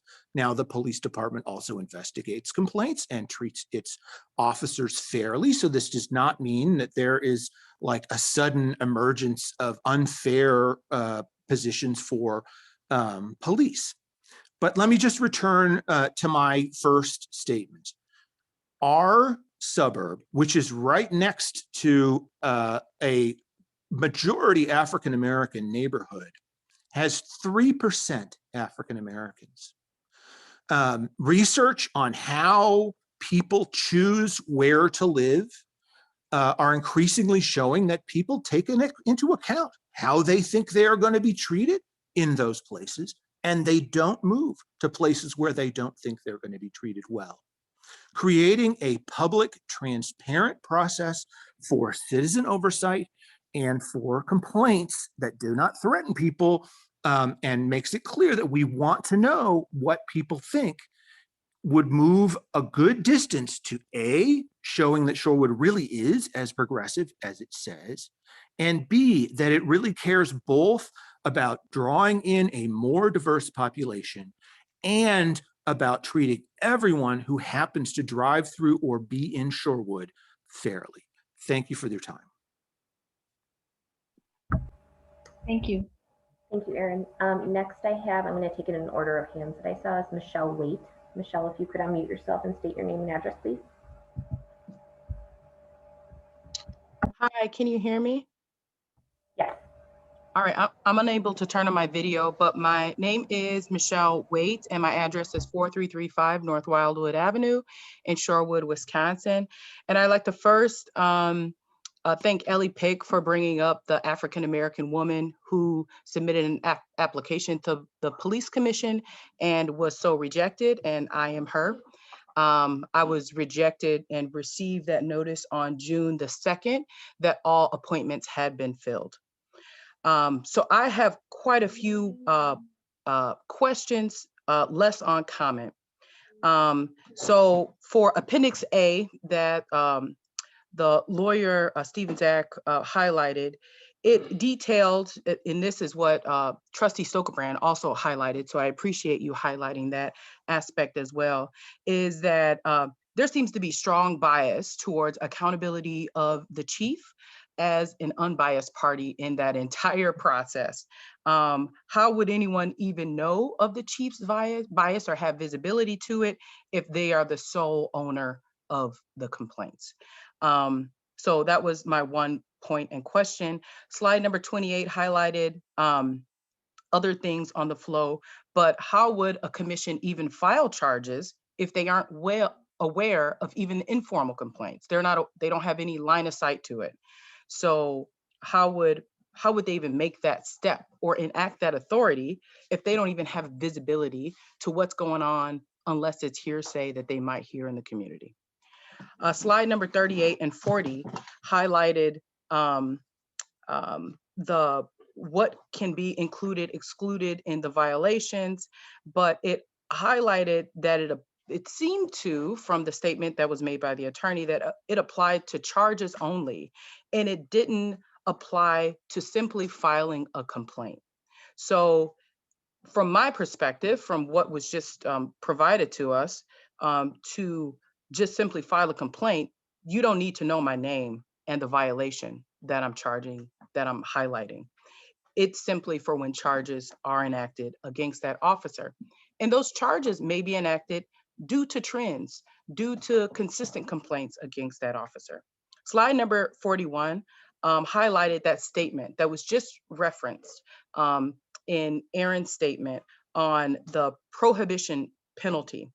And if that statement isn't explicitly in the Madison form, it makes me really not understand why we would try to force it in to the Shorewood form. In so doing, deter people from even filing a claim in the first place. Also trying to understand if how could an informal complaint be filed anonymously? It seems as though the lawyer may have been positioned to identify what can't be done, but not what actually can be done. I'm unsure if that's the next meeting, but that's kind of where we need to be at this point. We had the Rice report late last year, and we're now in August, and much of nothing has been done at this point. The last one is why would we, what would we need to do to allow police commissions that have those optional powers visibility to complaints and trends in order to actually enact the authority that they've been given? And that's it. Thank you, Ms. Waite, and I apologize for anything that I was involved in terms of I will follow up with you. I was not aware of that happened. All right, thank you, Michelle. Next we have Stephanie, I believe, was next.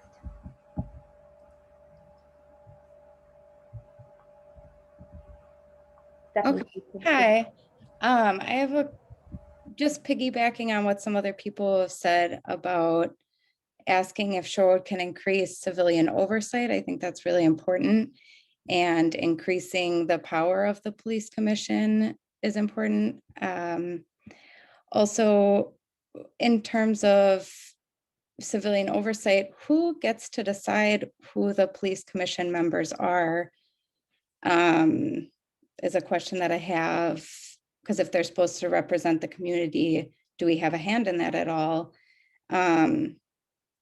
If a police commissioner or the commission can't file charges or shouldn't file charges, as the attorney stated, could an outside source support in decision-making in those events? Instead of just saying that commissioners shouldn't be filing the charges, is there someone else, a third party that could then step in those instances? Who decides if a complaint is false?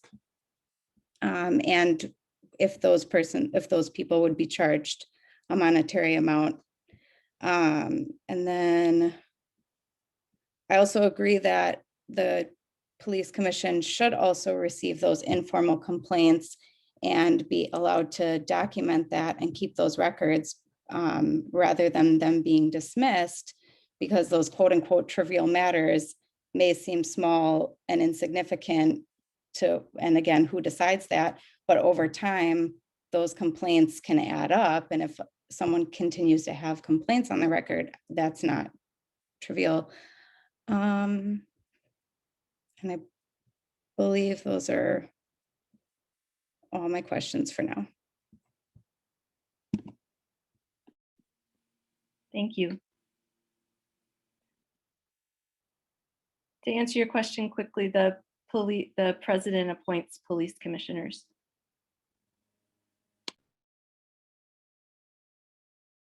Is there a reason that the community doesn't have a hand in that?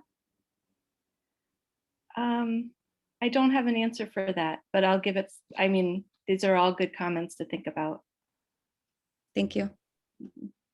The statute, this is Steve Zach, the statute prescribes who appoints it and by ordinance as well. Yeah, so that's. However, this is Senator Taylor, and I'm sorry, I know I got background noise, but I just want to make clear that there can be a process that allows citizens to be engaged in the process. Right, and that's what I'd like to take time to reflect on.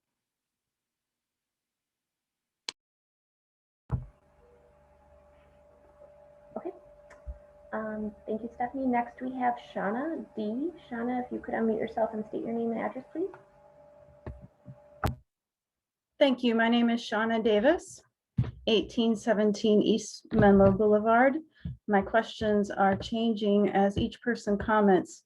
At this point, I am wanting to know what is the specific protocol for allowing community members to have a voice in appointing police commissioners, and at what timeline will the village board investigate that and come back with an answer and action steps on how to make that happen? That's question number one. I'll wait for the answer. Statute prescribes that the mayor, or in this case, the village board, village president, makes the appointment. Right, and my question is, the Senator Taylor, she mentioned that there is a way to allow community members to be a part of that. And so I'm asking, what is that procedure and what timeline is there for learning that procedure, and what timeline will there be in implementing that? You're asking two different things. One is who formally makes the appointment, and that's prescribed by statute. Yeah. The second point you're making is prior to that, in terms of input, what does that process look like? That's up for the determination of a municipality. Yes. So I and- understand that Question, at this Shanna, time, Ms. the Davis? president makes that appointment. Ms. Davis? Yes. I'd like to answer, and the honest answer is I don't know, but I am interested to learn more. And that's all I have at this time. Okay, so would any other trustee members like to answer to that in terms of what timeline you would like to see that happen in? A point of parliamentary procedure, President Rosick. Excuse me, President McKeag. Yes. Is this a debate or are we moving through we've already extended this a half I would- hour. Yeah, Ms. Davis, I would Yeah. invite you to submit your question via email to the trustees and they can decide how and when to answer. Okay, great. I'll ask the second question then. Once we get the culture improved in the police commission, which trustees would be willing to look at granting Shorewood Police Commission optional authority so that we can start moving forward on some of these things? Hang on, I can answer that. The optional power provision isn't something that's within the purview of the village board or the commission to determine. There's a specific process by which that occurs in terms of adopting optional powers, but it's not through those bodies. It's through a petition that's filed within a certain time frame, requiring a certain number of votes. Okay, so any private citizen could form a petition. Is that what I understand? And then the referendum would be put on the ballot. Is that correct? Assuming the statutory criteria are met, yes. That's Okay. the process. And where would I find information on that process? It's in the slide. So if you got the slide deck, a copy of that, it's in there. It's in chapter 6213-6, I believe. Okay, It and requires a petition filed within a certain amount of time with signatures of 20% of the number of the votes cast for governor in the preceding election. great. And I'm assuming that would be provided in village minutes, the slideshow, or is already up on the website somewhere? Thank Yes. you. All right, that's all I had. Thank you. All right, thank you, Shauna. Next, I had Ryan Clancy. Ryan, if you could unmute yourself and state your name and address. Much. Thank you, President and trustees and commissioners. It's Supervisor Ryan Clancy, 2543 South Howell Avenue, coming to you from the city of Milwaukee. So kind of funny story. The last time I was in Shorewood, I was filming the brutal conduct of our own Milwaukee police and county sheriffs, and was then forced back across the municipality line into the city of Milwaukee, where I was brutally arrested myself. What I saw and I filmed and I experienced was admittedly pretty terrible, but on the upside, I did get firsthand knowledge since I filed complaints against both those jurisdictions about what it looks like to file a complaint with somebody who has an internal process like our sheriff does, and one who has, in this case, the Fire and Police Commission, which is far from perfect, but which is a much different experience. On the sheriff's side, on the internal process, it was literally a 5 or 6 minute phone call. The person on the other end could not wait to get me off that phone soon enough, and there was literally no follow-up. And this was for allegations that involved a ton of video evidence. They clearly did not feel the need to be accountable and transparent in that process at all. The Fire and Police Commission investigation just wrapped up recently, so it's been nearly a year and a half. And although it was far from perfect, I think the wide gulf between what an internal process with no accountability or transparency can be and what you can see with something like the Fire and Police Commission was really telling to me.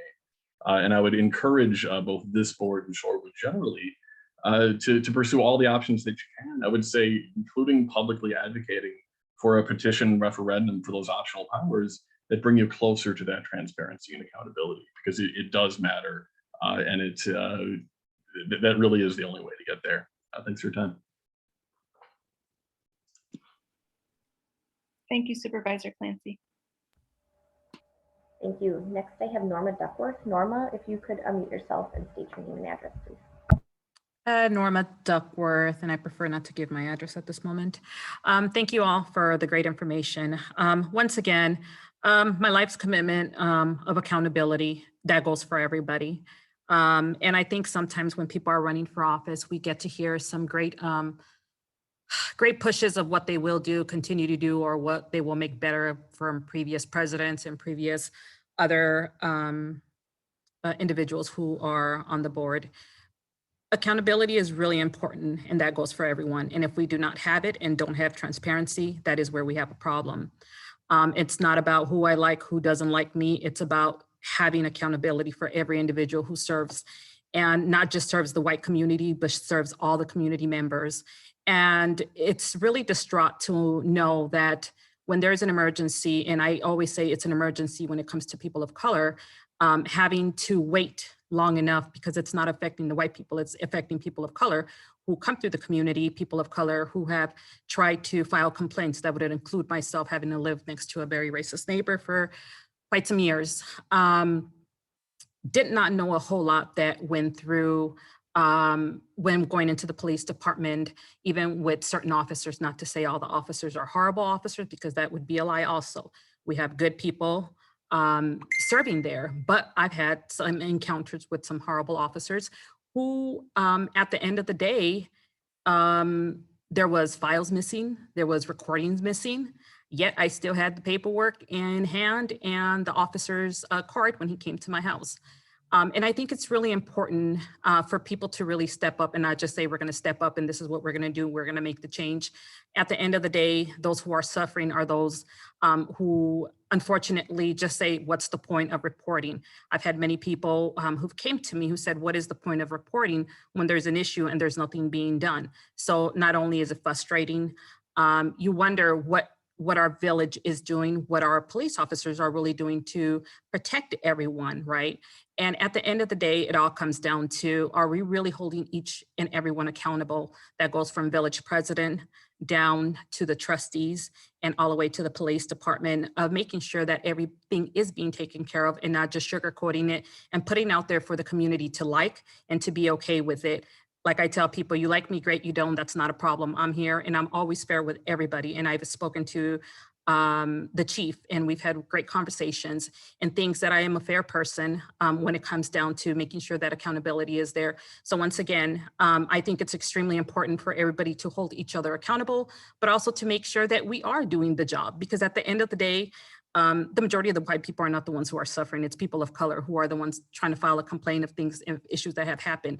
So I could only imagine if I'm a person of color who had a very difficult time trying to go through a process, what other people who may not have connections, who may not know anybody, who refuse to file a complaint. So once again, I think holding each of us accountable for what we're doing and what we're saying, and making sure that things are being followed up and not taking 1, 2, 3 years. And really, the village had this great, what was it, a put together organization or whatever, I can't think of the name, for accountability. I mean, we don't want names, we don't want any of that. We want to be able to hold people accountable and not sugarcoat it for anybody. We want to make sure that things are being done, that processes are being followed, but also that things are being completed. 2, 3, 4 years and nothing's being done is ridiculous. Thank you for your time. Thank you, Ms. Duckworth. I'd like to, Commissioner Carlson will be our last comment, and then we need to switch. We have to adjourn and move to village board meeting because we were publicly noticed to begin that meeting at 7:30. So thank you for taking the comment, and thank you to Attorney Zach for sure. I have a number of questions for him. And you had mentioned that commissioners and board members can send their questions to him. Will those questions be public record? Yes, all emails are public record, and I guess what I would recommend is, I was thinking that maybe we could make those part of the Public Safety Committee packet for the next meeting. I was going to recommend that, so I guess I'm trying to think of ideas on the fly because I wasn't anticipating running over time so much. But that would be my recommendation. If they could include me on the email, then I'll make sure they're part of the packet. Excellent. Thank you. Great. So- And then secondly, what process did you follow to appoint a police commissioner? You mean reappoint? Yeah, there was what was the process? I believe So- Shauna had asked that. And so you did go through it. So I'm curious, how did you choose? So when the process that we typically go through is that when the time for appointments and reappointments come up, we receive a list of reappointments, people who are eligible, who are in good standing and are eligible to serve another term, and then people who vacancies, I should say. So either because the person is termed out, or they don't want to serve another time, or they've moved out of town, or whatever it may, they don't have enough time. So there was only one term that was up for reappointment this year on the police commission. And that was Mr. Rick Cole, and he was in good standing and was eligible to serve its second term. So that's what I went through. I did not have any other applications that I looked for or anything like that, because in my mind, I just tend to reappoint people who are in good standing that can serve another term. So that's what I did for every other appointment as well. So you could have appointed someone else who had an application in. Chuck? I'm just asking, yes or no? Right, I could have. Perfect, that's it, thanks. I think it's clear. Chuck, come on. I would really like to find out more about, anyway, I don't have anything else to say right now, but this is an unfortunate situation. It's certainly not what I intended. Thank you. At this time, I need to call for adjournment. So moved. A second. Second. All those in favor? Aye. Aye. Any opposed?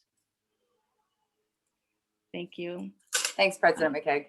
Thank you, police commissioners, audience, and everyone else who participated, and I look forward